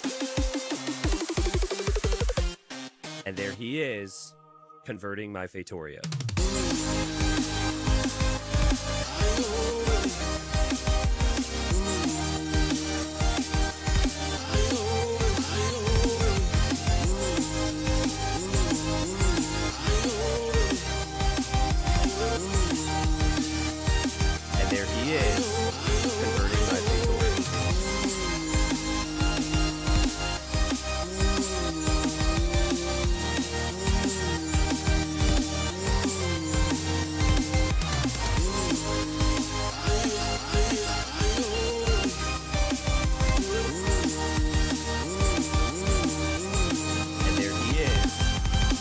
my Fatoria. Okay. Oh God. Music's lagging. Hold on. If you weren't there, It's you lagging. wouldn't understand. Okay, sorry. My bad. So sometimes the music just freezes and won't stop. We're back. We got the next series. This will be the final series of the day, guys. The plan is to do 3 sets today, but with the whole Nikov situation and Nikov being out now, we only have 2 sets today. I want to briefly talk about the meaning of this set before we dive into it. I also want to talk about what the schedule looks like for every single day, basically. All right? Because we have a lot of action upcoming, and I know there's some questions from chat. And so if I miss you, I apologize, but doing our best. So this will set this group. If Sebastian gets 1 win, Sebastian will be first place, move into the quarterfinals, and Lewis will fall into second or third place position, depending on what the losses would be. If Lewis can get the 3-0, Lewis steals first place from Sebastian and gets that bye into the quarterfinals. Tomorrow, we have Group B, where Group B has been the group that everyone was just like, oh, yeah, okay, we already know what the top 4 is going to be. Why are we even wasting our time? Wrong. Because it's likely Hera's going to be first, likely Vinchester and Hart go playoffs. Very solid chance, in fact, a 50% chance that Mr. Yo is actually relegated. We have a weird situation in that group tomorrow where Yo is 4, Lucho is 3, Sizcon has 3, and a very solid chance for one of those 3 to get that 4th place position. So I'm very excited about that. The other group then I think we cover on Sunday is Group C. This one is, or Group A rather. This one seems likely that this is how the scenarios are going to play out. Though technically Lix has a chance to survive, MBL has a chance to go down. Technically MBL's got a chance to go playoffs. All depending on what happens with Tato. Tato could maybe go second, maybe go 4th. Barles could maybe go 1st, 2nd, or 3rd. Yeah, I think this day doesn't change and this group doesn't change unless there's a 3-0. I think. I believe that is the situation. And then the group that is the craziest coming into this final round is Group D. Because you have Sato at 9, you have Mihai at 9, you have Vivi at 7, you have Viper at 6, you have Dragonstar at 4. And, well, Chad, help me out. Predict Dragonstar against Dark for me. Dark has 1 win the entire season. Predict that result for me. Do me a favor. It can't be 2-2. Dude, it's a play all 3. Okay, Dragonstar 3-0. Thank you. See, that's what I wanted to hear. If Dragonstar were to win 3-0, if that were to happen, which is somewhat safe to assume, but I still think Dark is going to make it interesting. And then Viper were to lose to Mihai 2-1, Viper's relegated, which would be insane. And right now, I think very similar to the Dragonstar Dark conversation, I think that Mihai should be considered the favorite over Viper because he's gone 3-1 in sets. He's got 9 wins. I mean, like, you know, I keep waiting for Viper to win a set dominantly, except for that series against Dark. It hasn't happened. So that's things to keep an eye out for. And then starting on Tuesday, Wednesday, we have the round of 12 for the playoffs. Thursday, Friday, we have the quarterfinals. Saturday, we have the semis, and then we have the semifinals and 3rd place match. The finals and 3rd place match on Sunday. All right. What does Viper need to hit playoffs? Well, yeah, truthfully, that's the other thing that's fair. Viper in that series would need to win that set to go playoffs. I think he would need to win 3-0. And then it would be a chance on what happens with Vivi and Sato. I mean, the whole group's insane, right? Because we don't know who will go first, Mihai or Sato. Vivi could steal first as well, like if Vivi wins a lot of games. So that's on for another day, but I just wanted to touch on that so you guys know what's coming, basically. But as for this set, here's the Civ draft. We got game 1 on High Tides. Oh, another thing, chat. Another thing, as if this season needed more stress for us. Fun fact. So you know how they had the patch yesterday, which we just talked about, how they nerfed the champies. These players were not available to play today, so they played an hour before the patch yesterday. So we've had to backdate patches to cover this. This is pre-Champy nerfs. So that means Inca's is number 1 pick from Sebastian. That is pre-nerf Champy. That means we've got Mapuche on there for Lewis, pre-nerf Champy. And if you're thinking, damn, T90, this is a lot of stuff, I would like to confirm, you don't even know the half of it. You don't even know the half of it for this season, dude. We have been going through it. Okay? But we're managing, and the event's been great, and I appreciate your support, but there's been a lot of stuff, man. A lot of stuff. So it's not too big a deal. We get the Champy emotes used a little bit more, potentially. That's all. So Super Cat Thief says, do admins get overtime pay? Super Cat Thief, don't do me like that, all right? I pay my admins well. I do not need my Twitch chat rioting and petitioning for my admins to get overtime pay. It's not exactly how it works. I'm already petitioning for raises for them. Don't you worry, okay? Don't you worry. I take care of my people as best I can. But yeah, what's your prediction, chat?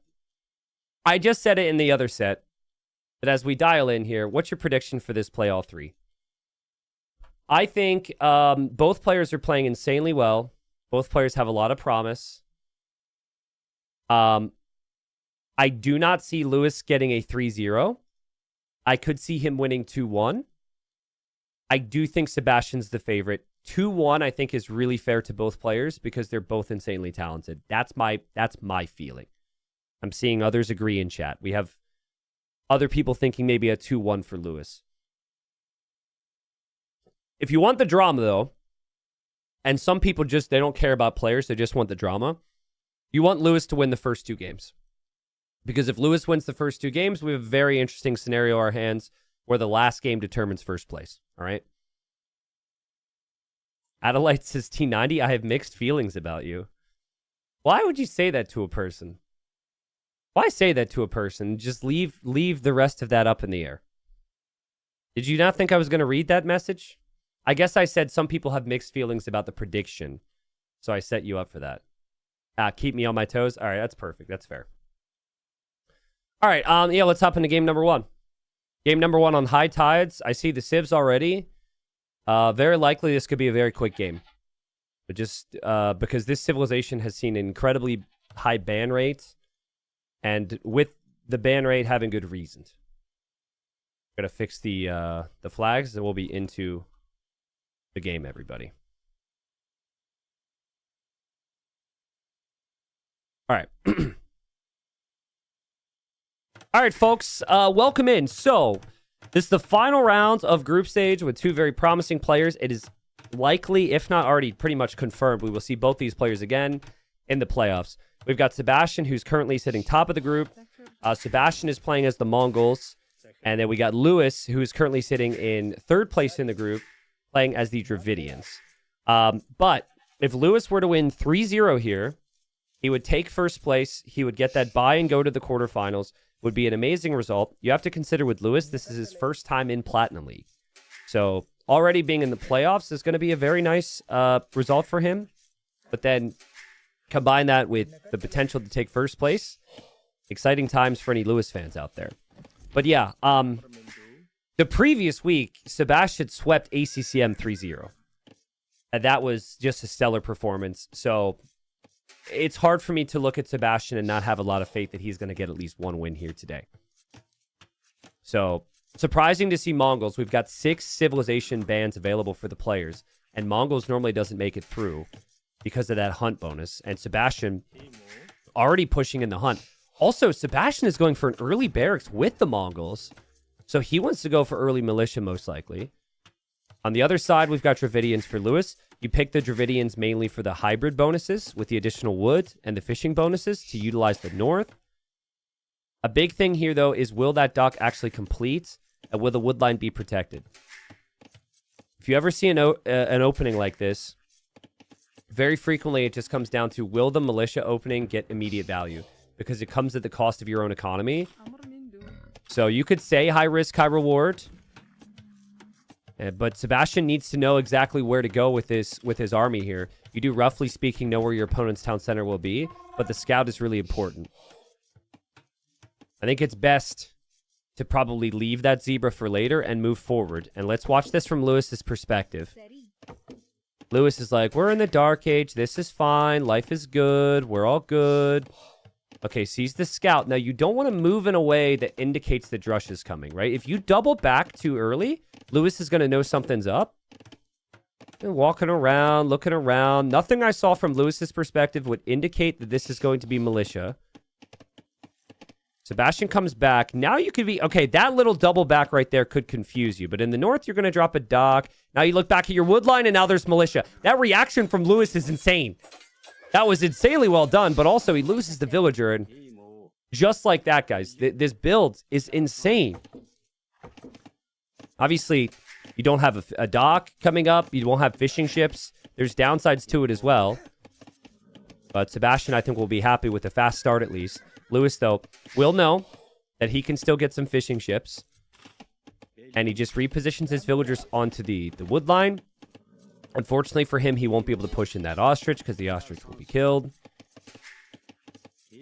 Gold is looking pretty tasty there on the front for Sebastian to deny. A different player would go fast feudal and tower here. He's just going to use his micro. I find Lewis is a little bit more defensive between these two. And Sebastian's definitely the aggressor. But, ooh, that was really nice. That was definitely a thanks DE moment, though. Can we spam the emote? I don't know where that militia was going, and Lewis is going to clear everything. Wow. So the one militia kind of phased through it, regrouped back behind the villas and got stuck. That to me felt like a weird pathing thing. But then the other two, I think Sebastian's just busy with something else, and now his drush dies. So honestly, all things considered, you have the fishing ships. You know your opponent will not. Lewis is pretty happy with that. He even still has the scout around to come home and push in the final zebra for food. Still has all of his goats. It's not like he got lamed or anything. And then down here, Sebastian's going to build a dock. This is pretty sneaky. This is also very risky. I think Sebastian, it would have benefited so much if he would have just kept those militia alive. Sometimes it's best to just be patient. Attack the house or something, and then have that military to upgrade in the next stage. And then pressure the wood line. A scout comes home from Sebastian just to push in the final deer. I mean, what do you do now? Do you produce more militia? You don't really have that much food. It's kind of tough. I think he can assume that there's a dock from Lewis in the north. But investing into even an additional dock to make some fire galleys feels relatively tough for me to justify. Because now with the bonuses, you can defend your fish by garrisoning, right? You don't find instant reward. If Lewis did his homework, he should know players are docking the south. And actually, it was Nikov against Sebastian who docked the south. And now Sebastian is going to dock down here. We've had a lot of Nikov mentions because we've been talking about this group today. And with the sad situation with Nikov's health, again, I just want to say if he's out there watching, love you, bro, and get better. For those that missed it, he's out for the season now. He had some big health issues. He's been in the hospital. I think he's being discharged today, but yeah, just some really rough times. And he wants to focus on getting better. But yeah, it was in the series that Sebastian and Nikov played where Nikov showed you can actually garrison the fish down here to protect from archers, protect those this whole area from archers. So I think the way to deal with this is not to actually bring land army. I think you might actually need to sneak a dock. Or just have your opponent focused elsewhere. I don't think Lewis spotted the barracks or the additional militia, guys. Imagine if those 3 militia would still be alive right now. He'd obviously be up to 6. That could be so much more damage. But then again, Lewis, he doesn't know about these 3. Paranoid on the shoreline. Double checking for the dock, which seems like a natural play. And he's going for his own militia, which Sebastian maybe also hasn't scouted. There's the man-at-arms. Sebastian lurking around on the back. Sebastian does have walls that should position himself to defend from the man-at-arms. I find Lewis's damage control when he gets surprised by things to be one of the best traits of his game. And here's another example of it. I think that if he wants to progress as a player, he needs to not be fully surprised by things. But that is still insane. Lewis was never expecting the additional man-at-arms. He doesn't lose any villagers here. He gets the walls down for now, scrambles up the range, and then also has the man-at-arms here. Speaking of damage control, Sebastian sees it. Excuse me. Sebastian will get the walls real quick down on the wood line to protect all his vills. This villager's still trapped but for Lewis, and Lewis still doesn't have his first archer out. Still, the archer range will just complete from Sebastian. But still no additional range units from Lewis. Or any range units at all. But he does have the fishing ships in the north. And this is with Dravidians, man. The extra carry capacity is great. But I'm telling you, people need to remember fishing lines, man. People keep forgetting about fishing lines. Getting that upgrade is super nice. It's the upgrade before guild nets now. I think Lewis has the resources to justify it, but it's just one more thing you have to think about now. In really aggressive games, it's difficult to remember. Jack London in chat says it's costly. It is costly, but it's very affordable for Lewis's situation. To be honest with you, I don't remember the exact cost. For me, I've been doing some testing and talking, and it's like kind of just like an instantly research the second you get the res. But I mean, that could be a lot of upgrades. Yeah, so what should happen now, I think, is the fishing ships can garrison here, and it's very difficult for Lewis to kill these vills. It's 50 food, 100 wood. Yeah, I mean, maybe he doesn't have the wood, and he just chooses for the fishing ships. That's fine, too. You're not going to say no to that. Down here, the engagement happens, and the villagers are actually running away. I think the way you should play this is you should always just leave the villagers by the dock. Maybe I'm wrong. The villagers are on the move. Meanwhile, back here, the archers are still micro from Lewis. He does end up losing an archer. And now we have Sebastian come to pressure the fish. But guys, like, think about what Lewis has been up against. He was up against the early drush. He was up against the follow-up man-at-arms. He really hasn't lost a lot. And he's Dravidians with the fish in the north. So I really like his position at the moment. There's the fishing lines upgrade. His food count's looking insanely smooth. He's playing in towards 2 archer ranges. He'll have very healthy range units and essentially a range unit war. As Sebastian has just not found the value to the attacks that he would have needed. But this was sneaky. This was a unique aspect of this game, but is fully giving up the north just does not seem like it has been enough right now. And Lewis is defended from the attacks, has passed the Mongols in the resources collected, has a healthy worker lead, and is walling up as well and playing towards Castle Age. Actually, it says a lot as well when you're under that much pressure and you never really needed the blacksmith upgrades, and he's on the way up. Lewis is in a great spot. I've got a smile on my face because, let's be real, I want a little bit of drama at the end of these groups. And this is what I mean about Lewis. It's like, he's so good, man. And maybe there's less pressure on him too, because he knows he's going to need quite a few wins here. But I really wonder, like, what can Sebastian do? He'll try and pressure on water. In the past, he might full clear on water. He does end up killing a couple fishing ships. But now Lewis can garrison, so and he hasn't done so. He lost a couple, but he still has these fishing ships here. Sebastian does have a big army. If Sebastian were to get in, Lewis could have problems. Lewis is just focusing on the walls now. Very awkward walls, to be honest. But I think he is mostly walled. Big production from Sebastian to pressure on the water. Some fishing ships still working. There's still the southern fishing ships for Sebastian, but that's rather inefficient. Crazy to me, Lewis doesn't even have fletching yet. Like, he makes any mistakes and, uh-oh. Like, any mistakes that there's a hole in his wall and he just gets completely destroyed by this army. Again, just like ever so slightly more passive in his thinking compared to Sebastian. Which could be fine as long as you play towards a Castle Age advantage. And he will have a pretty significant Castle Age advantage here. Fishing ships are still alive. He's going to fight back on water. He'll drop the second TC, and he'll send his army around this way. Yeah, with crossbow, he can clear this. And Sebastian's sitting here like, wait, what? I'm sorry, you're up? Like, how are you in Castle Age right now? Uber Macho, I don't know what I would have predicted before the season. You could actually look up what my prediction was in the prediction contest. But I predicted 2-1 for Sebastian, I think, before the cast began.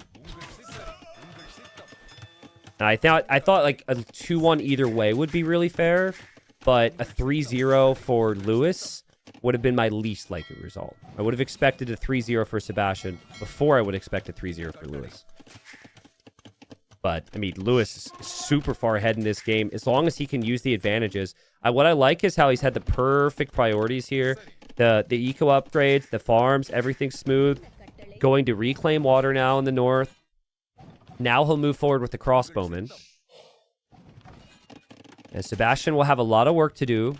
He is housewalling everything, so for the most part, the crossbows shouldn't be able to break through. But if there's any areas that he's missed, the crossbows could be an issue. I also like he did kill like 3 or 4 fishing ships at least.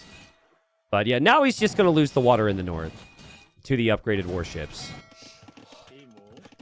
Also, just having to relocate your wood line is pretty brutal. And then behind this, Lewis is just chilling, man. 2 town centers. Very smooth eco. There is an army here, which would need to be tracked eventually. Lewis still only 10 crossbows, but Lewis's economy should continue to just get better and better. The fishing ships will start to work again. Pretty soon, we could see gill nets and we could see fishing traps in the north as well. But Sebastian's done everything he needs to do from this position. Like a house wall everywhere or he's dead. So that's nice. And he does have a big army. And Lewis is not expecting this army to be here. He'll lose a crossbowman. He's definitely not expecting this army either. Lewis is getting ballistics right now for his crossbows. Obviously, Sebastian's going to have crossbows here in a minute. Yeah, I think both these players are very dangerous in the playoffs as well, guys. We know both of them are going playoffs at this point. Honestly, Lewis, Sebastian, and ACCM in playoffs. I mean, it's playoffs, top 12 AoE. They all should be dangerous. I don't know what the matchups are going to be, but like, I really think all 3 of them playing incredible AoE right now. I think Sebastian's going to hate the fact that Lewis has ballistics now. He's just hoping to get away. I don't think he's seen an engagement that's made that clear yet. And, ooh, okay. Yeah, now he knows. Now he knows. With those volleys, he knows ballistics is in, so he'll change the way he's microing. Sebastian will definitely know he's behind as well because he hasn't been in Castle Age at the same time. And he's also doesn't have the fish. He does have his university for ballistics. He also has a siege workshop. Essentially, Sebastian has to be aggressive and break Lewis right now. And Lewis just keeps circling back to it. If there was just one thing from him, it's like, he'll get the lead. He'll get that eco lead. But now it's the important stage of the game. Can he hold it? I think a siege workshop on the hill is the #1 thing you need right now. You know the crossbows, you have to match on crossbows, but it's likely your opponent could add some siege. The front of your base is very vulnerable. Okay, 3rd town center. It's not unlike Lewis to add the eco, but this is where things start to get real shaky here. Because he's being pushed off of all the wood lines. There will be siege coming in, but that will still take some time. Credit to Sebastian here, because Lewis had a significant lead. And the fact that this game is playing out like Sebastian is still completely fine says a lot about his quality there. That's insane. 3 villager kills. All the wood lines being denied. Lewis has lost another villager here. There are the crossbows down here. I don't know what happened to the demo. Sorry, guys. I think we missed a demo. But Lewis has missed a lot of villagers on his wood lines here. It's actually an eco where he very much needs a market. And he hasn't built one yet. So buying and selling res, it gets valuable because you have like floating too much food and you need wood. I'm worried for Lewis that he's not going to have a gold secured. He's completely lost control of the front of his base. If this gate goes down, it's kind of problematic for him. Will try a bit of a counterattack, which feels important. But yeah, here comes the pressure onto the gold. And now he goes for the siege workshop. Is it too late, though? I mean, I guess the siege workshop will complete. But again, very reactive. It's been Sebastian who's been coming with the aggression. Just comes down to if Lewis is going to be able to hold from this. The Siege Workshop makes it difficult for Sebastian to move in. The micro there from Lewis was solid. He dives underneath it. Sebastian still has this to worry about. Sebastian's still just now going for the second TC. So Lewis has a massive worker lead. But these crossbows are in as well. But it's so easy to overextend if you're Sebastian, right? Because you have so many different things to look at. And then you go in with a small army, and that's what happens. Look at the micro, but still Lewis is going to get the clear. And then Lewis also got the clear here. Oh, that's a huge moment for him. That's a huge find. He's still on the gold. He's still got 3 town centers pumping out vills. There is a stone back there. So maybe with the stone, you put some villagers on stone and you play towards guard tower or something to protect the front of your base. 101 population for Lewis. 72 population for Sebastian. But it's a micro game now. And just when you think that there's going to be some problems for Sebastian, Sebastian finds a nice engagement. Where did those crossbows go? Sorry, I haven't... The previous series was not really back and forth, and I wasn't warmed up. Don't know where those crossbows went. They're gone now. They're dead. Should have shown you that. I really think Lewis wins this game as long as he doesn't get pushed off this gold. If he can lock down another gold, it's a better situation. He does have this, but even still, like, he would have to make it all the way to Imp. The front of his base, he's got these 2 town centers here. Okay, chat's telling me I did show you. Okay, well, that's good. Don't remember it clearly, so glad you guys saw it at least. Lewis is on stone now, so it's a decision time between can you hold this position or not? Because if you feel you won't be able to hold this position, you might want to play guard tower. Like someone like Tata would play guard tower, but I think a lot of other players... Oh, as Lewis lands a monster shot, a lot of other players are just going to wait, and they will want a castle and then Imp to change the game. Army's there from Lewis, which I don't think Sebastian was expecting. And Sebastian's resources are still rising. Still only 8 on food for him, and it's 35 on food for Lewis. And Lewis just waiting. Patience. Okay, there's the first tower. So clearly a little bit of panic and concern. I'm okay with that, though, because I feel like if you make Imperial Age without taking significant damage, you win this game. So I am completely fine with the guard tower approach. Obviously needs to research the upgrade. Here, Sebastian's micro's unbelievable. He actually dodges the shot, leaves, but Lewis is still going to chase that down. Honestly, like, this is... Like, Lewis is probably going to win this game because he's playing absolutely unreal. But unbelievable that Sebastian has basically had to... He's been behind by 30 eco, and he's given himself this many good opportunities to still have chances here. Lewis with the micro. Lewis going for the dodges. Lewis needs a split, though. Lewis is having some problems. Over here as well, he's losing his town center. That's not the Imp TC. He still lost 19 eco this game. But, I mean, the tower's still there. Imp is still on the way. He still has decent army count, and he's still got enough gold for now. Yeah, nice to have that gold in the back. And just fully abandoning the front, I think, was a good move. And the towers, while they might not have fully saved the TC, I still think that's just a nice extra level of security. Just one more thing that Sebastian has to deal with. And that's what you want when you have this big of an economy. Never added any fish traps or anything out here, but who cares? It's all about farms at this point. It's all about Bracer, basically. And once Bracer's in, Siege no longer works, guys.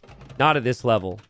Now, I'm going to say that, and Lewis is going to eat a shot, probably, because I have a tendency to curse people, but I just think once Bracer's in and that one range difference is there, the crossbows will just win the game for Lewis. And his quest for first place, as unlikely as it might have looked, is on. You would need to win the final 2 games. There's the upgrades. Army's moving forward now. Is defending with the siege. Boom! 3 mangonels killed. Also continues to lose more villagers. But the theme is that he's always been able to produce more, and he's always had enough villagers to justify losing them. And more army will come out. More micro needed on the front. Crazy micro from both of them. But Lewis He can actually go into Sebastian's base for the first time in a while. And yeah, now there's just simply a big range and upgrade difference. And more upgrades could come in for Lewis. Lewis could also switch to skirms with the Dravidians. And with the faster firing skirms can dominate. He's showing he can micro as well. The engagement here is okay because you have the upgrades now. And the siege still does really need to track back there. It's like 3 or 4 different armies they're looking at right now. And, all right, well, I mean, there's the shot for Sebastian. That's a positive, I suppose. But there's going to be a castle from Lewis to lock down that area of the map, which does somewhat protect the gold, somewhat protects the wood line. And he's an imp. Like, the eco just paid off. And, yes, villagers have gone down, but Lewis has always had the setup to replace them. And it's just had super clean economy since early Castle Age. I like the Elite Skirm upgrade from Sebastian because you have to try something that's just not inferior crossbowman. So skirms do help you a bit more to have some tools here. But it's still Castle Age skirmishers where it gets extremely difficult. Look at the micro, guys. This is so funny. Like, obviously we're kind of used to it for the majority of high-level players, but... Like, Lewis also could just patrol and look back at his eco. It doesn't really even matter at this stage. He's microing there. He still hasn't killed these crossbows in the back. But yeah, I think Sebastian, he's going to think back in these moments to the militia. The 3 militia he lost near the town center. The follow-up man-at-arms that didn't kill any villagers this game. And game 1 goes to Lewis. Well played. Yeah, so when you have Mongols that play, they have the ability to end the game very quickly. And for that reason, people ban the Mongols or first pick the Mongols, which I think Sebastian might have done in this case. The early investment from Sebastian didn't find enough reward. And on this map, beyond Hunt, you also have the fish, which Lewis was able to take perfect advantage of. I think there were some moments in the game where it was maybe a little bit iffy on the defense for Lewis. But it was a position in the game where Sebastian basically had to play at 100%. He had to play perfectly to have a chance of coming back, because he had fallen too far behind in eco.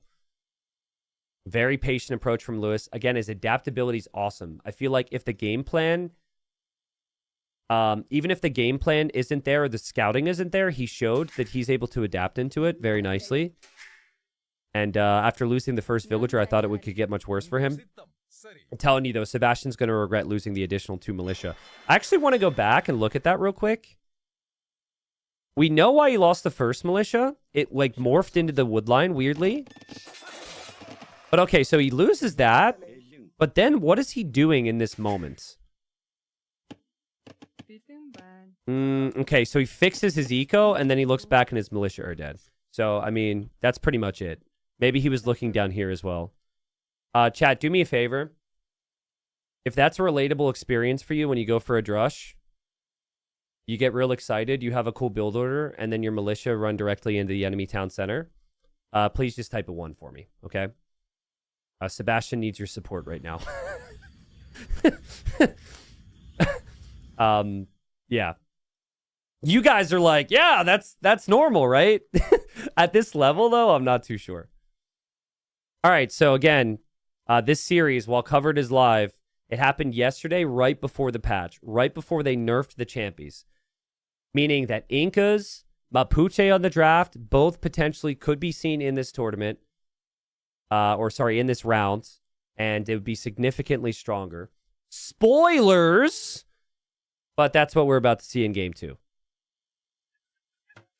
All right, so I think this game is going to be kind of perfect, because if it's just over-the-top ridiculous, anyone who's questioning all the nerfs that the devs just pushed out for the Mapuche and the Incas and any Champy Civ will maybe not be questioning it for much longer. But here's the deal.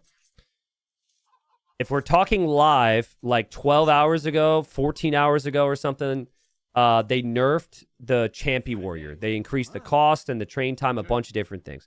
This series was played. Obviously, they pushed out a patch at the time. We didn't really know. This series was actually played right before the patch.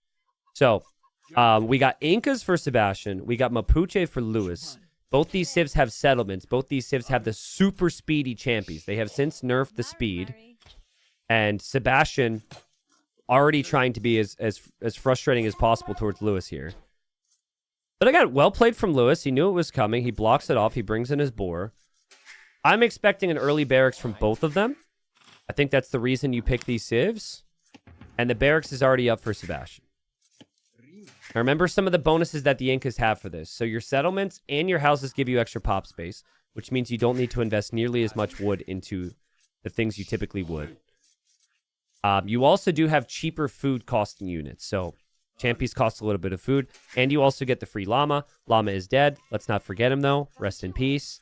So, yeah. I've been saying that I think the Incas are the best with this. I think Incas will remain one of the best with this, even after all the upcoming nerfs. But the Mapuche have the additional... Oh, sorry. Confusing the civilizations, actually. What do the Mapuche have? Okay, infantry slingers and skirmishers get extra HP, so that would apply to the Champies. And feudal, they get additional HP. And you do have the forger bonus as well. But this has been Sebastian just trying to be a nerd. Like, this is the issue people have had with the Champies, is there's just so much early damage you could do. Look at this. Sebastian sees this. He scouted this area. He sees the deer getting pushed, and he's like, ha, that's funny, bro. Enjoy your deer, because I'm eating meat tonight. I'm eating your boar underneath my town center, and while I'm at it, I'm going to be celebrating first place in the group because he needs one win, and then he'll end up being first. Well played from Sebastian. The speed of the Champy, the fact that you could spam the Champies so easily, the economic flexibility, all this stuff plays its role. And Lewis did try to bring in the first boar ahead of time. The second boar he wasn't protecting because...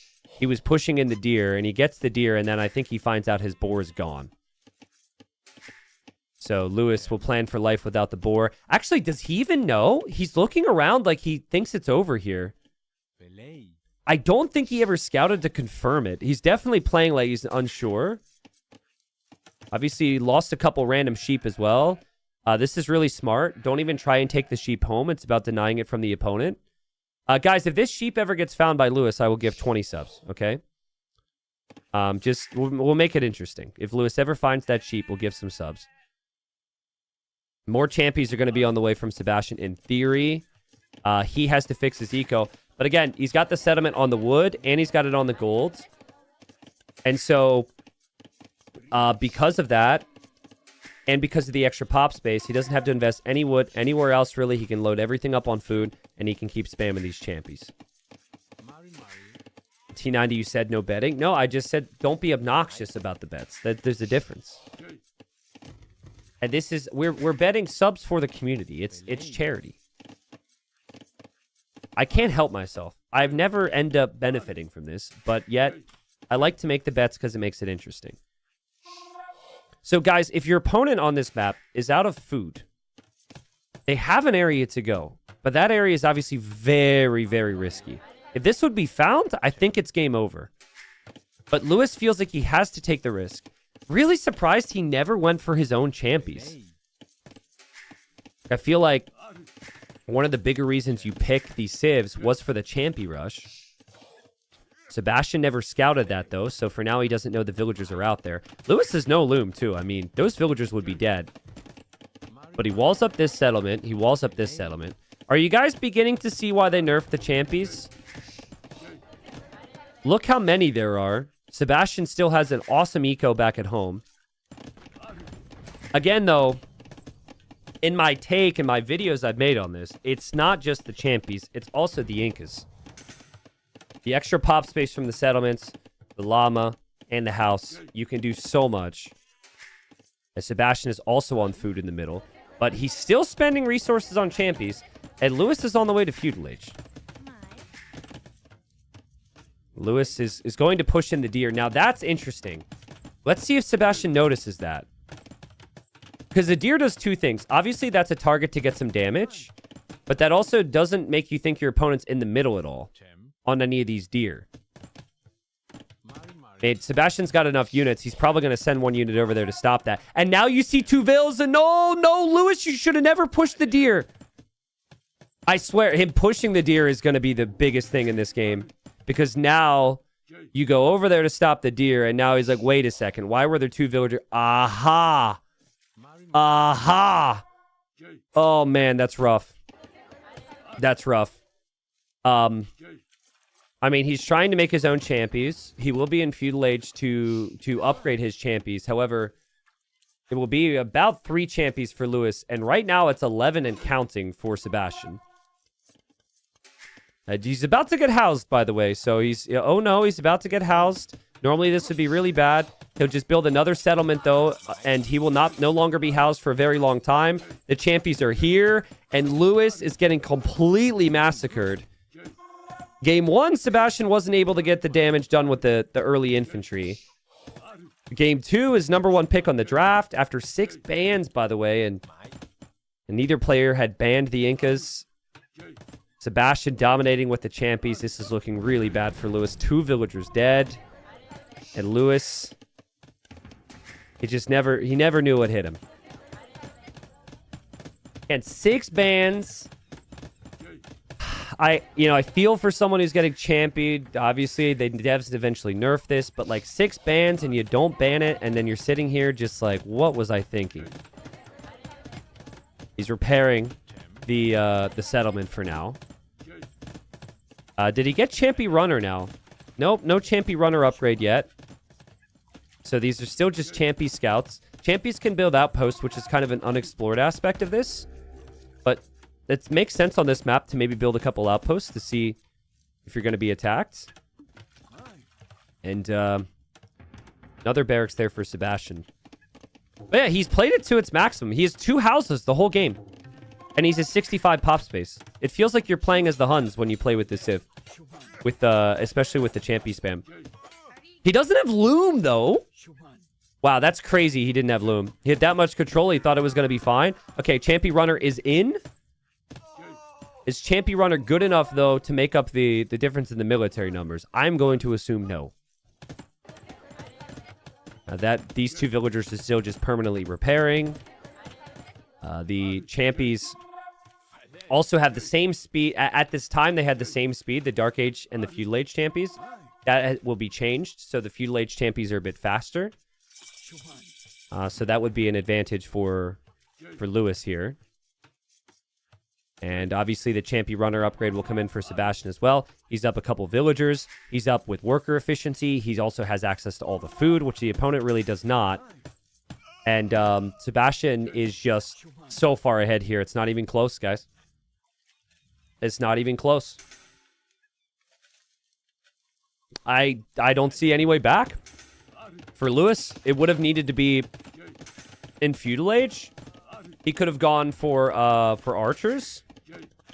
Get a fletching timing, but like Lewis is just getting champied. And I don't really know what to do against it beyond, well, A, you got to bring in your boar instead of pushing in the deer. Match it with your own champies, but have slightly worse bonuses for it, which feels rough. Or you go back to the Civ draft where you have 6 bans and you ban it.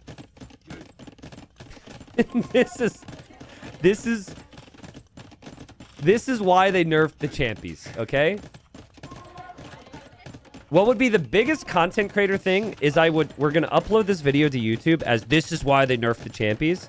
And then 3 days later, I could make a video titled, They Over-Nerfed the Champies. What did they do to the champies?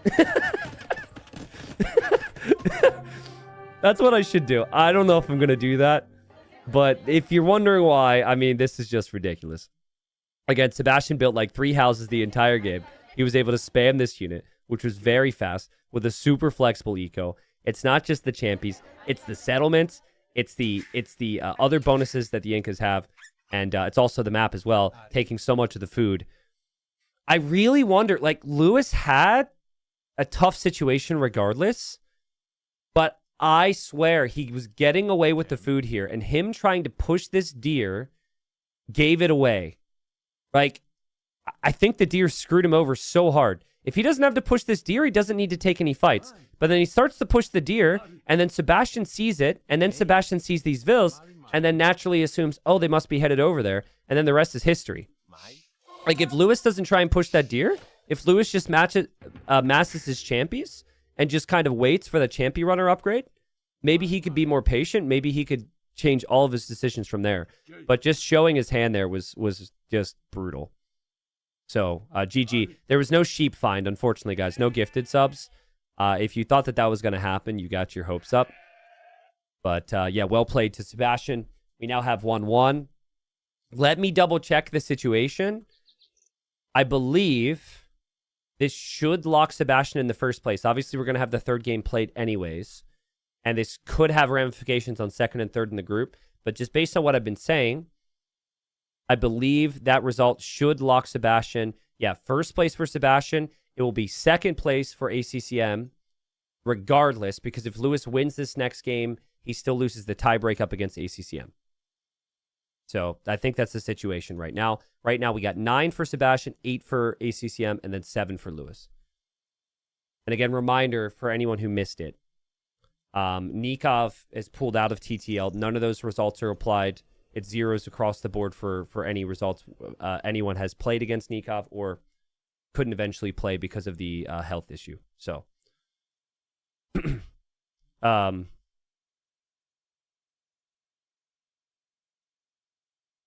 okay, Arbase, I'm seeing your DM now. I mean, I don't think that's needed to answer your question, Arbase. So, I don't know if I don't know why that was told to me, but I guess it's good to know. I was aware as well, so all good. Okay, we've got Seychelles. Yeah, so I'll tell you what Arbase was pointing out. What Arbase was pointing out is when this was played. So yesterday morning, right? First off, they wouldn't have known the result of the ACCM series and how that would have affected things, and then also it was at that time, after like a week and a half of figuring things out, that the Nikov situation changed a couple things. So, all our bases pointing out, this final game, both players are like, could have a massive effect on how the series plays out. You know, fighting for potentially first place still. We now know Sebastian is a lock, so should expect intensity. They won't have the full picture because it was played before some of those other results came in. Now, Mayans for Sebastian is crazy. Like, this is not a civilization I would have necessarily expected here for a lot of different reasons. Like, first off, if we do see a civ that typically struggles with Navy, it would be okay if it's a more mobile civ that I think can do a lot of flexible things to do some damage, like with mobility on this map.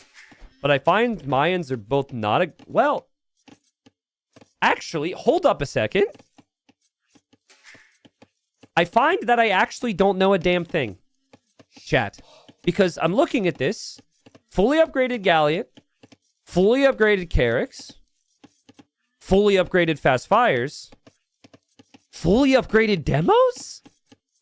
And then they also, this is new, they get the Catapult Galleon now, so they never had like a cannon boat. They get a Catapult Galleon. And they do also get Shipwright, so it's actually not the worst naval civ ever. It's not going to compete with the Italians, because the Italians have all the discounts, and the Italians have like better overall water tech tree. But the water side's actually not as bad as I thought it was for the Mayans. So yeah. So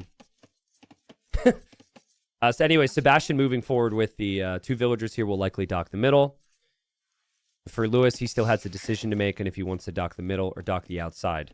But yeah, these could lead to some really long games. So typically you want civs that are insane in late game. Especially with like fortifications, so Koreans and Japanese with their towers are very strong. Sam says, sorry if it's too personal. I know Nikov stepped out. Was it due to health being really bad, or more didn't want to delay platinum further? Yeah, so it is personal, but it's okay. I've spoken to Nikov. I'm able to tell the community about it. Guys, his health is really bad. Again, emergency surgery. It was like very dangerous. It was not like a happy-go-lucky situation.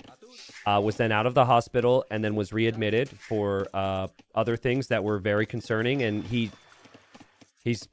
had a really rough week and a half.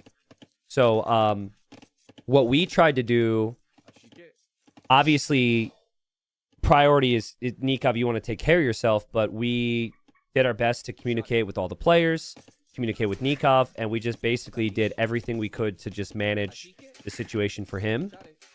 And then I was factoring Nikov's situation with everyone else's situation, right? And in the end, Nikov, while we still had some options, Nikov was just like, I need to focus on getting better.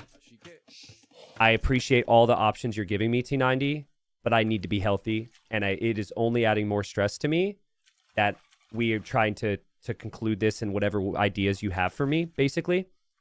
He's like, I just gotta get better. He's like, send me to golds. It's all good. I want to be healthy again.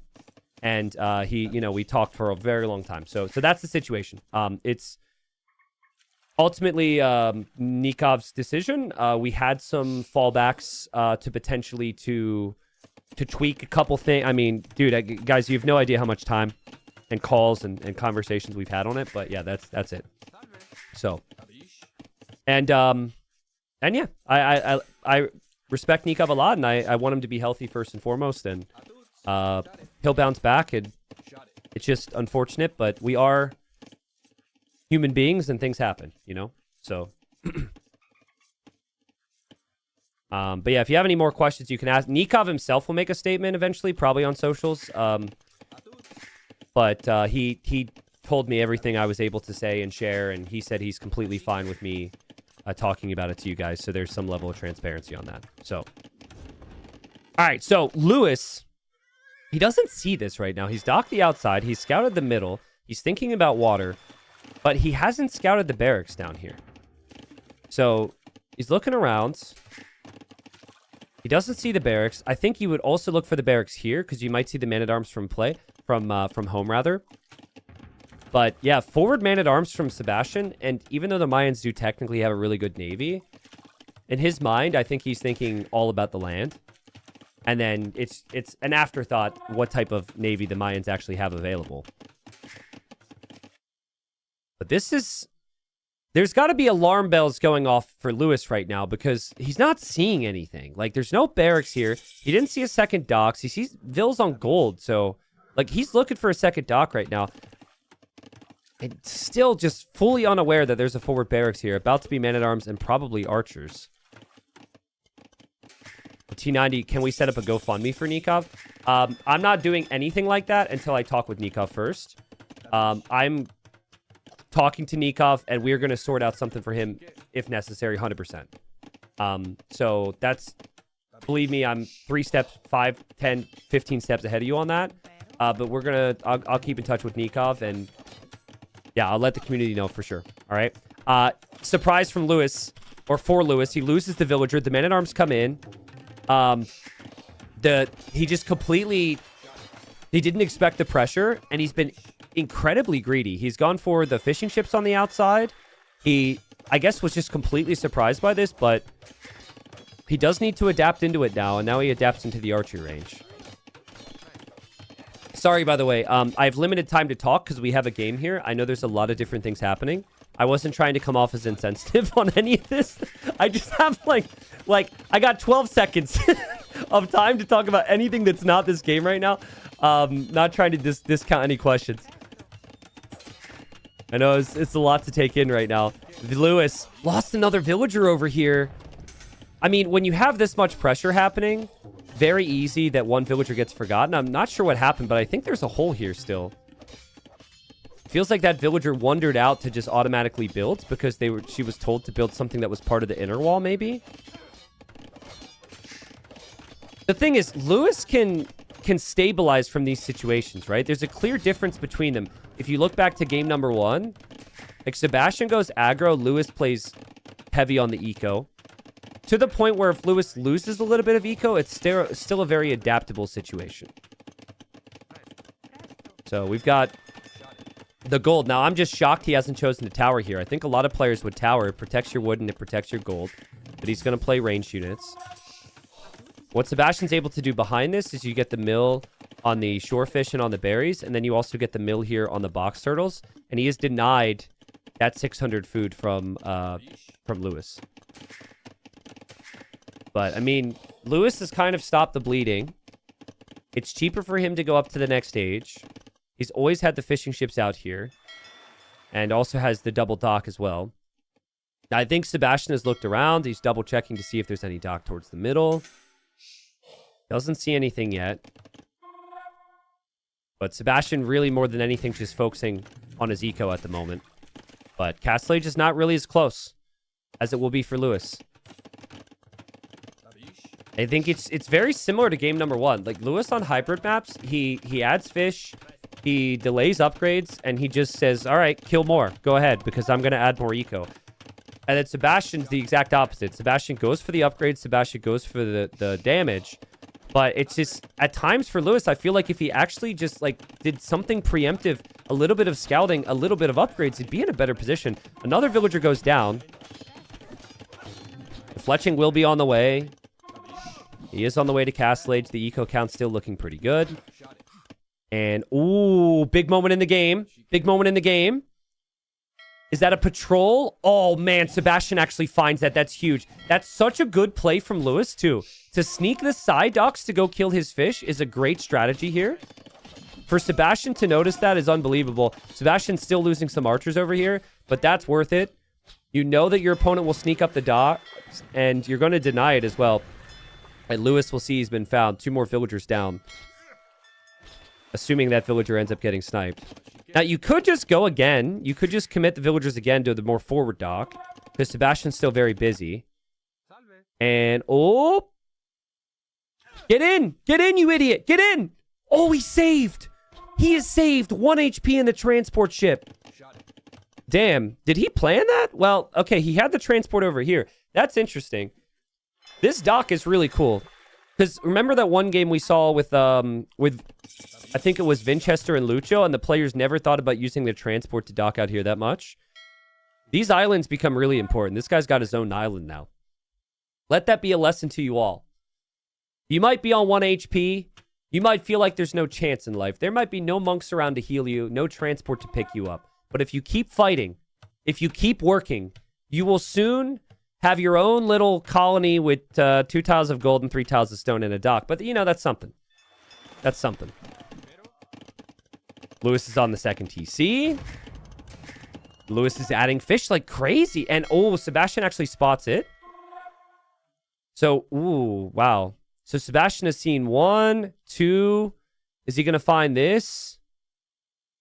3 docks now. Yeah, so it's just full fish boom from Lewis. Fish boom and boom.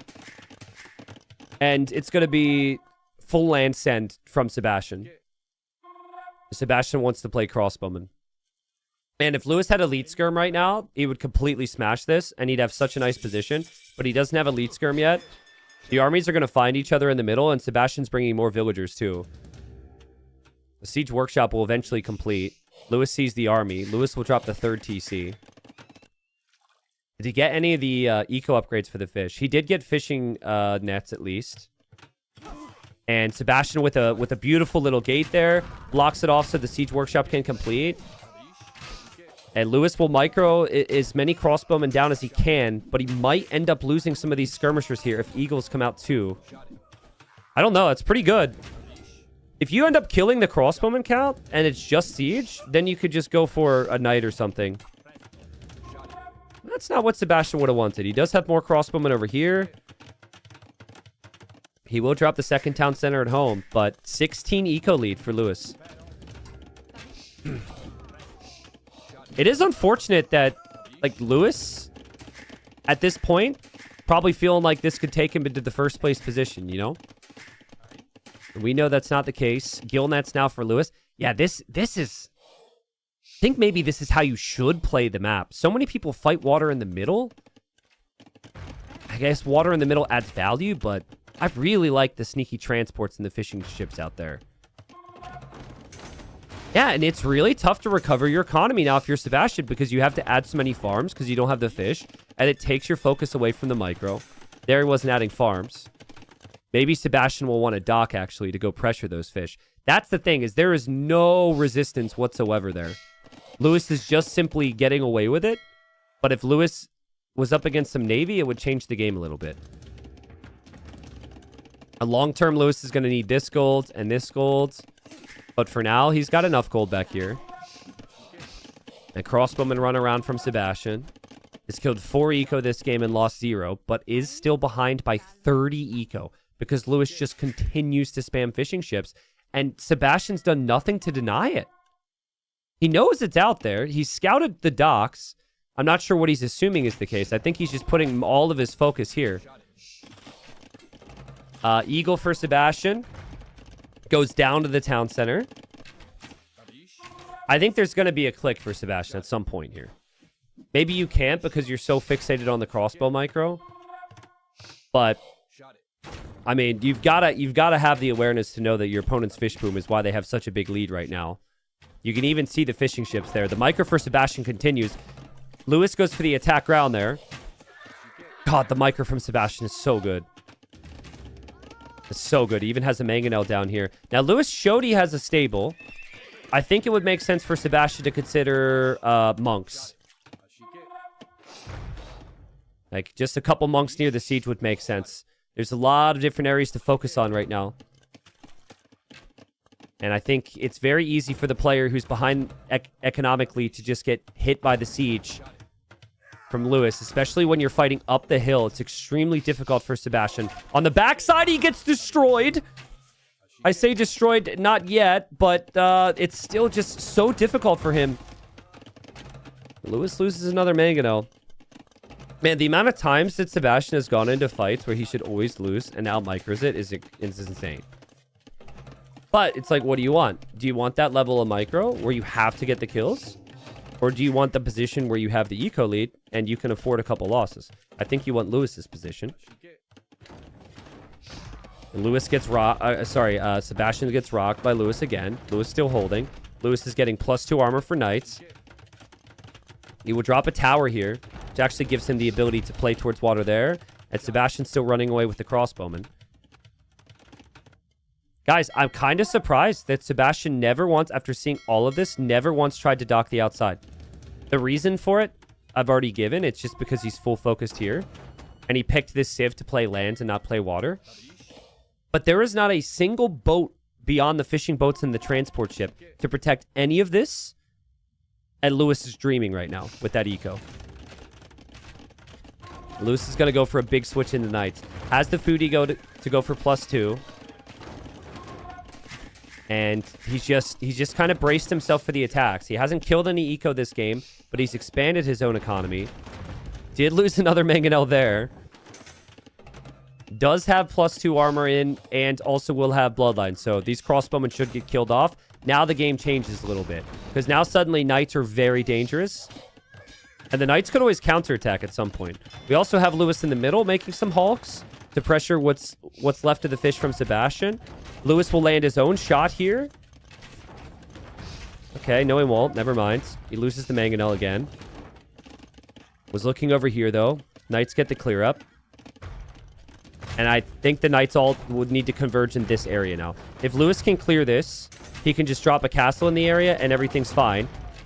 That shot's not what he wanted. You need to clear the crossbows, and oh my god, Sebastian. Again, it's just mangonel after mangonel. You expect him to lose, and he keeps pushing. Knight counterattack will make it awkward for Sebastian, though. Losing the siege workshop makes it awkward for Lewis. Lewis has the eco lead. Can he field enough army to kill this? He's certainly going to have the knights. Knights are still over here. I don't even know if Sebastian's looking there. So Lewis could get a lot of kills. Lewis does have another mangonel on the way, but the siege workshop is going to go down again, so he can't even make it. He just continues to lose his base here, guys. The knights are into the back. Sebastian sees it, has no defense. This push from Sebastian is unreal. Again, that's the explanation. If you're wondering why he never went to the outside, it's because he can do this, but Lewis, that's good enough. He'll clear out all the siege. He'll clear out all the crossbows. It's not the hero shot that we can clip and spam later, but that might be enough for the clear up. We also still have the knights over here. Sebastian still doesn't have much army there at all, and he no longer has the army on the front. Lewis has taken so much time, but I think maybe he's officially held. And Lewis wins 2-1. The unfortunate thing is that Sebastian still remains first place because of how things played out in the group. So tough luck for Lewis. Lewis is going to be an absolute beast in the playoffs. And great games. Great games. A great series. You could just tell, man, that both these players have so much potential. The cool thing, too, is I watch Sebastian and Lewis play. They're playing at an insane level, and I actually feel like they could rise and they could even get better. So, six set of Age of Empires. Now, I feel for Lewis because the situation with Nikov's illness and the decisions we had to make there did affect some slight things in the group. So I feel for him because it's possible after that, and maybe with the ACCM series coming up, he thought that result would have been enough for first place. Unfortunately, he will be into the playoffs. Shout out to Liquipedia editors. I got to look at the groups here in a second. We'll see what those matchups will look like, but this is how the group will end. So it'll end up being, remember, Nikov kind of removed from the equation after the situation there. We'll have Sebastian 9, ACCM 8, Lewis 8, and then we'll have Andy with 4, and we'll have Running at 1. So Running relegated, Nikov essentially relegated, Andy 4th place. Andy will be Platinum next season. Then you got Lewis and ACCM in the round of 12, and you have Sebastian going into first place. I don't know if this is possible, but I asked my team if I could get an interview with the players who win their groups. And nice, we do actually have Sebastian in the interview channel. So we're going to talk about the group stage, talk about the playoffs with Sebastian. Just give me 1 sec. Join up. And we should be good. Sebastian, hello, if you can hear me. How are you feeling after a intense end to the group stage? Hello, Teenage. How are you doing? I'm good, man. I'm happy to have ended first, I think. So, really happy. I mean, it couldn't have really been any closer there. You probably went into the series feeling like whoever lost that series was going to get second place, correct? Yeah, correct, actually. Yeah. Yeah, I was a bit sad yesterday after losing. I was quite sad. Yeah. But yeah. Well, I'm going to... Obviously, I'm going to ask you about the playoffs, but because we just had 5 rounds to watch you play and you end up first place, I wanted to just ask you a little bit about the whole season, if you don't mind. I don't know how easy it's going to be, but thinking back to the first round, before any of the games were played, what were your expectations? What are your goals coming into this season? Looking at your group and just knowing your own capabilities. Yeah, so I felt I had a hard group. I mean, every group is hard. There is no easy groups. But I think especially like Group B and Group C were really tough. So it was hard to secure. But there were really strong players. And it was like I felt like the level was quite even between the 6 players. Mm-hmm. So let's say there was more potential to be the first in the group. So that was the ambition. So that was the positive I found of being on this group. It was like, there is no clear top 1, so maybe I could be the top 1. That was the goal. Is that surprising to you to say, considering just like your journey? You know, that you're now at that point where you feel that that's the case, or is that just kind of the reality? I wouldn't say I'm on that point. Like, it was super close. I was able to pull it off this time, but yeah, I need to work harder. For sure. Okay. It was super close. Well, after the first 2 rounds, you beat Andy 2-1, and then you beat Running 3-0. That was looking pretty good. And then you move in. Obviously, the sets against Nikov never happened, so technically there's only 4 rounds. But then you lose 3-0 to ACCM. You beat ACCM 3-0, my bad. So you beat ACCM 3-0 with how close you think it's going to be. I didn't get to interview you, so what were your emotions after that last week? Yeah, I was not expecting a 3-0 against ACCM, obviously. Yeah. Maybe I was expecting like a 2-1 on either side. So, yeah, I think that was the key point for me. Winning that 3-0 gave me a lot of flexibility for yesterday or today. Yeah. Losing against Lewis, right? Yeah. So that was key for me. Also, one thing I forgot to mention, like you said, how was the group and all the whole rounds. like the main challenge for me was that a lot of my teammates, like ACCM and Nico, were in the same group. That was tough for me because we didn't train as much, and it was hard to. Like I was facing Nico first, Yep. so I didn't train much with Nico. Then I was facing ACCM, so I didn't train much with ACCM. So yeah, that was the hard part for me on this season. Nikov complained to me after the draw. He said, "What are you doing, putting me with my teammates?" Obviously, the draw was random to a certain extent. What we try to do is if someone has teammates, or whether that be like people they play from their country or their clan, we try and have those sets as early as possible. So that's all I can say on that. But yeah, you obviously are direct competitors up until, in this case, it would have been round 3. So who did you train a lot? Did you train with other people from different teams, or were you just like pretty confident with your approach and didn't need to put a decent amount of time? Yeah. Well, I train with different people for sure. Of course, otherwise it was hard to train. But I train a lot with wonders as well, like Lucho, Prisma, Okay. then Nico or ACM when it was convenient, when we were not facing or we were able to face. Of course, I stopped the training. But my main strategy, I guess, was to be sharp. I was like playing a lot of ladder just to be sharp skill wise. Okay. And that was my main strat for this season. And then obviously watching some Rex here and there. The main thing was the water patch. That was the main thing. It was hard Yes. to stay motivated knowing that the whole meta was about to change. That was the main issue. I think most of the players experience. Yeah. So yeah. Were you surprised that in this series today that there was no ban on Incas? Because like we added an additional ban because of players' concerns with the new civs and the water patch, and like the majority of all the other sets had the bans on Incas, and you get them first pick. Was that a shock to you?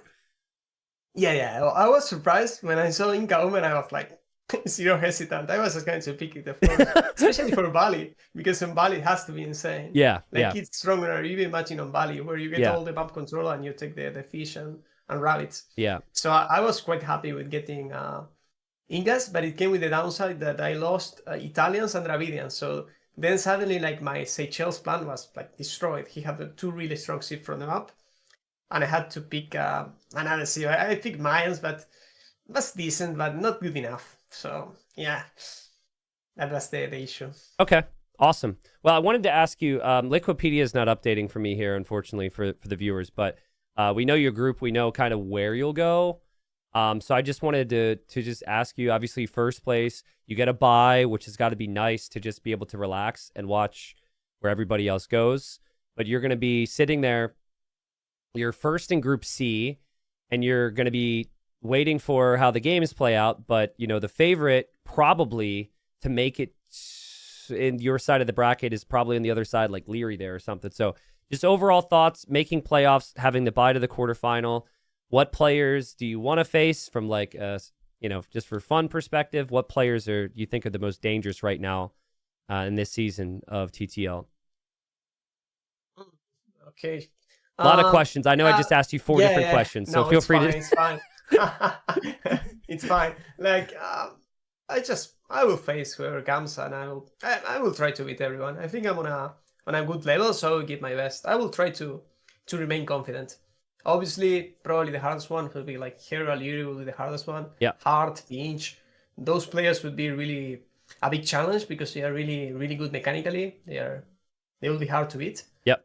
So those are the main ones I would be like most afraid, let's say. But of course, I can beat them. I just need to be fully confident and train. And I will feel more confident against other players, maybe more strategy players or maybe slower on the APM. But I will be tough, whoever it is. Okay. I mean, it'll be very interesting because over the next couple days, we find out who is playing in the series before you. We don't even know right now. Second in Group D could be Sato, Mihai, Vivi, I think maybe technically Viper. And then like third in Group A is, I think that one's likely Tato. So there's a lot to find out, but I guess that it seems like you have a good mindset that where you're at the highest level now. So you gotta be ready to face anybody. So yeah, well played, Sebastian. Best of luck to you, dude. Congratulations on winning the group.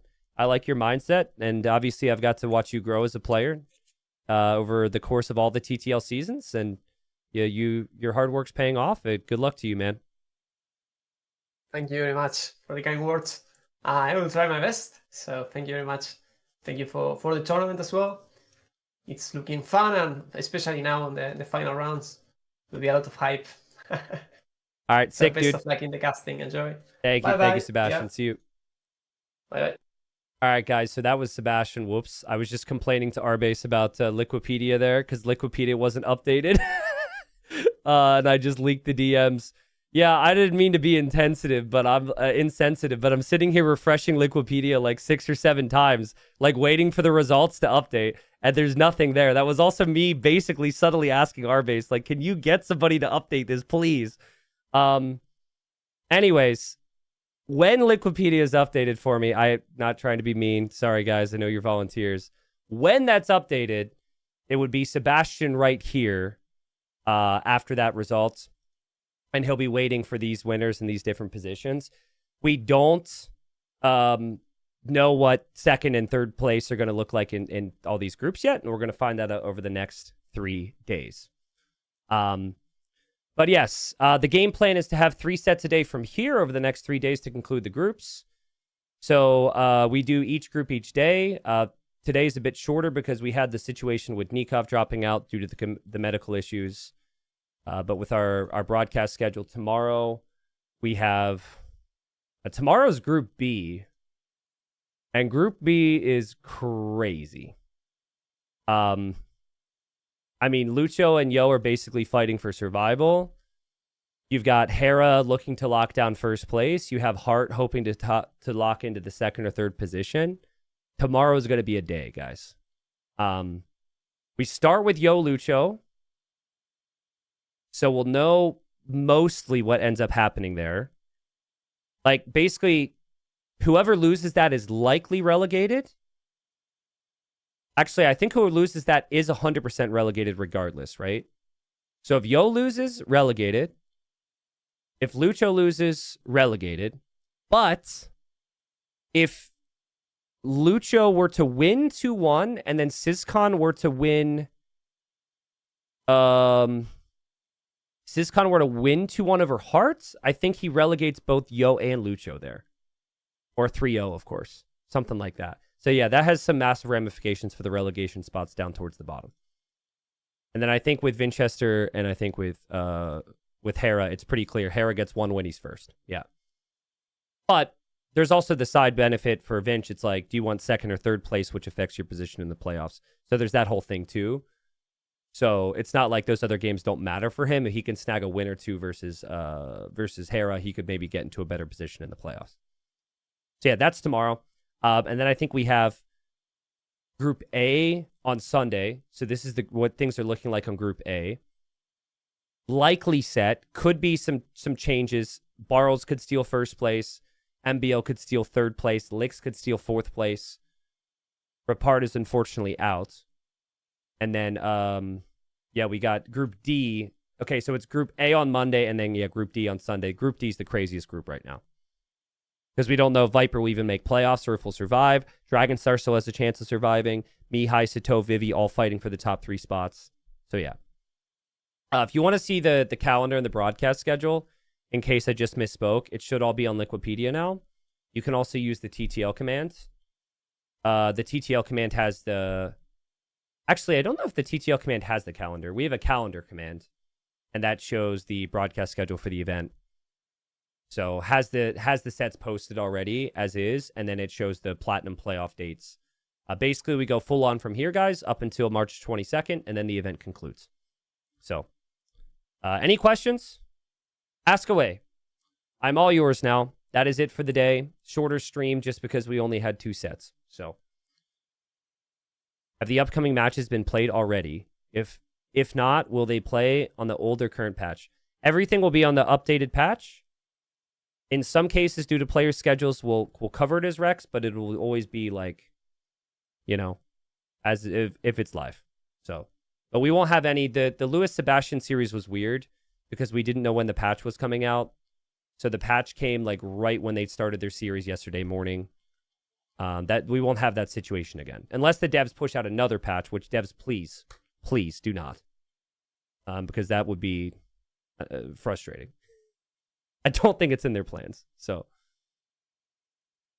T90, what happens to relegation in Nikov's group? Nikov and is it running, right? They will be gold next season. So again, we did everything we could to give as much flexibility as possible to Nikov. Still had some ways to pursue some possible things there for Nikov. After all the things that he's been through, it's not anywhere even close to his mind. His request per our conversation was, dude, I got to be done with TTL. I got to get better. I'll come back to platinum via gold next time, no problem. So he's again, he went through it with the health issues. It was very dangerous, very scary for him. He's got to focus on things other than AoE right now. So yo, Mousy, thanks for the 7 months. I realized I didn't thank any subs over the last hour, which is really bad. Thank you, everybody. Sorry, there was a lot going into today with the Nikov situation and just getting all this stuff scheduled. And there's also like 3 or 4 other things which aren't talked about publicly. So sorry I missed a couple of subs. My brain is kind of a bit rattled at the moment. So, but it was a good day. Good day. I think the day should just get better to closing out the other groups as well, especially with more games. By the way, the signups close for the community tournament very soon now. We have basically 10 days left. If you want to play TTL settings with your ELO bracket, whatever that may be, there's an image below my stream on Twitch. And then you can also use the TTLC command. YouTube, I can't really help you there. But you could always join like my main Discord from YouTube and then inquire. Right now we have over 200 signups, and we'll have all the different ELOs put into different groups, and you'll just play TTL. But, you know, not quite at the pro level, at whatever level you are. So thanks to, we've had a lot of interest there and excitement. And Night Fury says ACCM no chance of being first. Nope, that's locked up now. ACCM, when he got swept by Sebastian, it was always going to be really tough. ACCM ends up with 2nd place and Lewis with 3rd place as things stand. Time for community games now? No community games for me today. We're going to stay full focus on TTL. Community games potentially return after TTL. So we'll be back tomorrow with 3 sets. Back the day after that, and the day after that with 3 sets before we move into the best of 5s in the playoffs midweek. So have you considered doing Kami games at a different time? I mean, there's been a lot of community game, hidden cup requests, uncle requests, skydive requests, Loey the Legend requests. There's been a lot of requests with these questions. And I'm very lucky that you guys really want all that stuff. But right now, I'm full focused on running a 100K 4 league event and trying to broadcast it and make sure the ship is staying afloat. So I'm not saying no to YouTube videos. I'm not saying no to some new content, but I've kind of got my hands full in this moment, all right? So hopefully that's understandable. Do you think any best of 5 lasts longer than the Doubtful Valeza series? Well, that was the best of 7. That went to 7 games. Logic would tell you no. Because that was, what, like 4 hours? I think the bigger question is, do any of the sets ever, like, go that long? And I don't know, man. Like, that was truly insane. As Doubt said in the interview,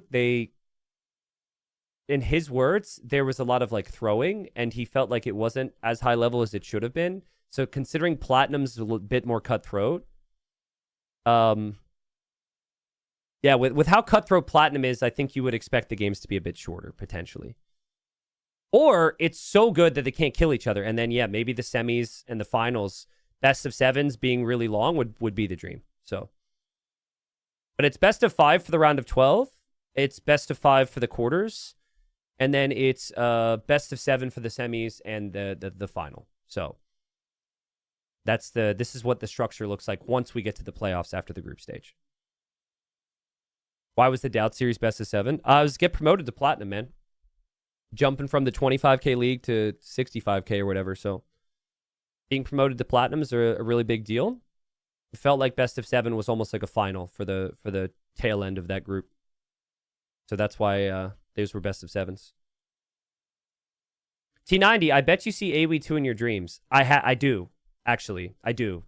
I've been doing it all the time. The last 3 months. I will dream, like I go to bed and I'm thinking about what the set's going to be the next day. And then half the time in my dream, I'm casting the set. So I don't think I did it last night, but it'd be like I was casting Lewis versus Sebastian in my dreams. And then I wake up and I'm like eating my breakfast and I'm like, wow, it's crazy. Sebastian got swept by Lewis. And then I'm like, what's the schedule for the day? Oh, that series didn't happen. I dreamt that. And then sometimes if I sleep past my alarm, it's because I'm playing an AoE game in my brain. It's like those games where you're fighting over the last tree and you got castles on hills and you're out of resources. Those are the games that I always sleep past my alarm to. So that's just where my brain's at, dude. So do you wake up at night from the dream and go back into the same dream? I don't really wake up. If I sleep, I don't really wake up much during the night, luckily. So I don't have that issue. T90, do you have any other hobbies / sports, etc. that you do outside of AoE? Can you rephrase that and define what outside of AoE means? What's outside? Let me search real quick. Outside.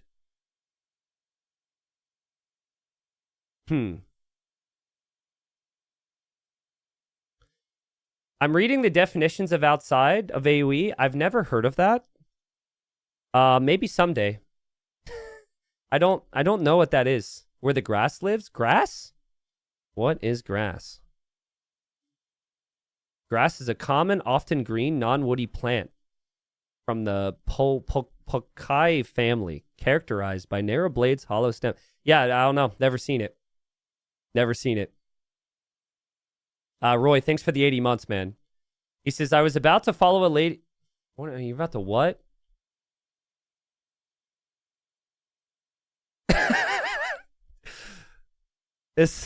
All right, I'll let it count. He said, I was about to follow a person at the train station. The station was busy. In about 30 seconds, I lost them. And honest to God, I said to myself, I should have control +1'd her, 11. Speaking of AoE brain, you lose somebody and you're like, oh shit, I forgot to control group them. That's funny. That's a new one. Thank you, Roy. Thank you. Anyways, guys, that's it for me today. I appreciate the jokes at the end of stream. Thanks for your understanding on some of the stuff we've gone through this season.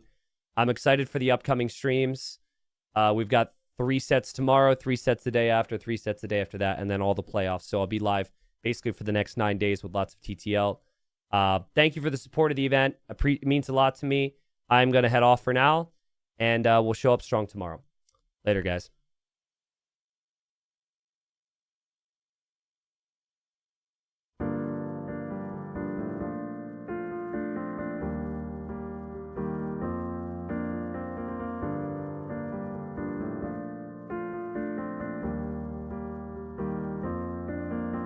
What he wants to do is he wants to get to +2 knights.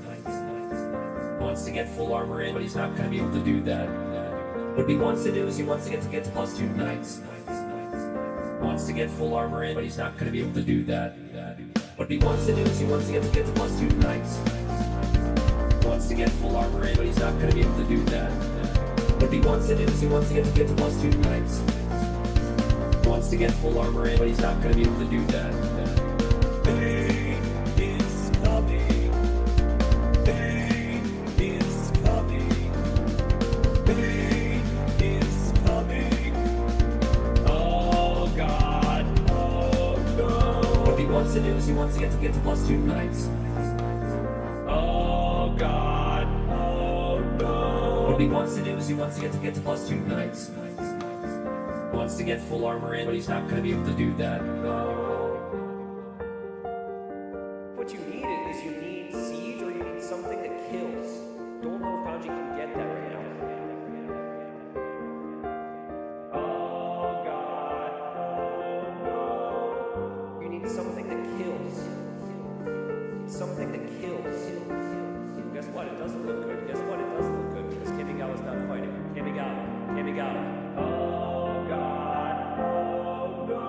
What he wants to do is he wants to get to plus 2 knights. Wants to get full armor in, but he's not gonna be able to do that. What he wants to do is he wants to get to plus 2 knights. Wants to get full armor in, but he's not gonna be able to do that. What he wants to do is he wants to get to plus 2 knights. Wants to get full armor in, but he's not gonna be able to do that. What he wants to do is he wants to get to plus 2 knights. Wants to get full armor in, but he's not gonna be able to do that.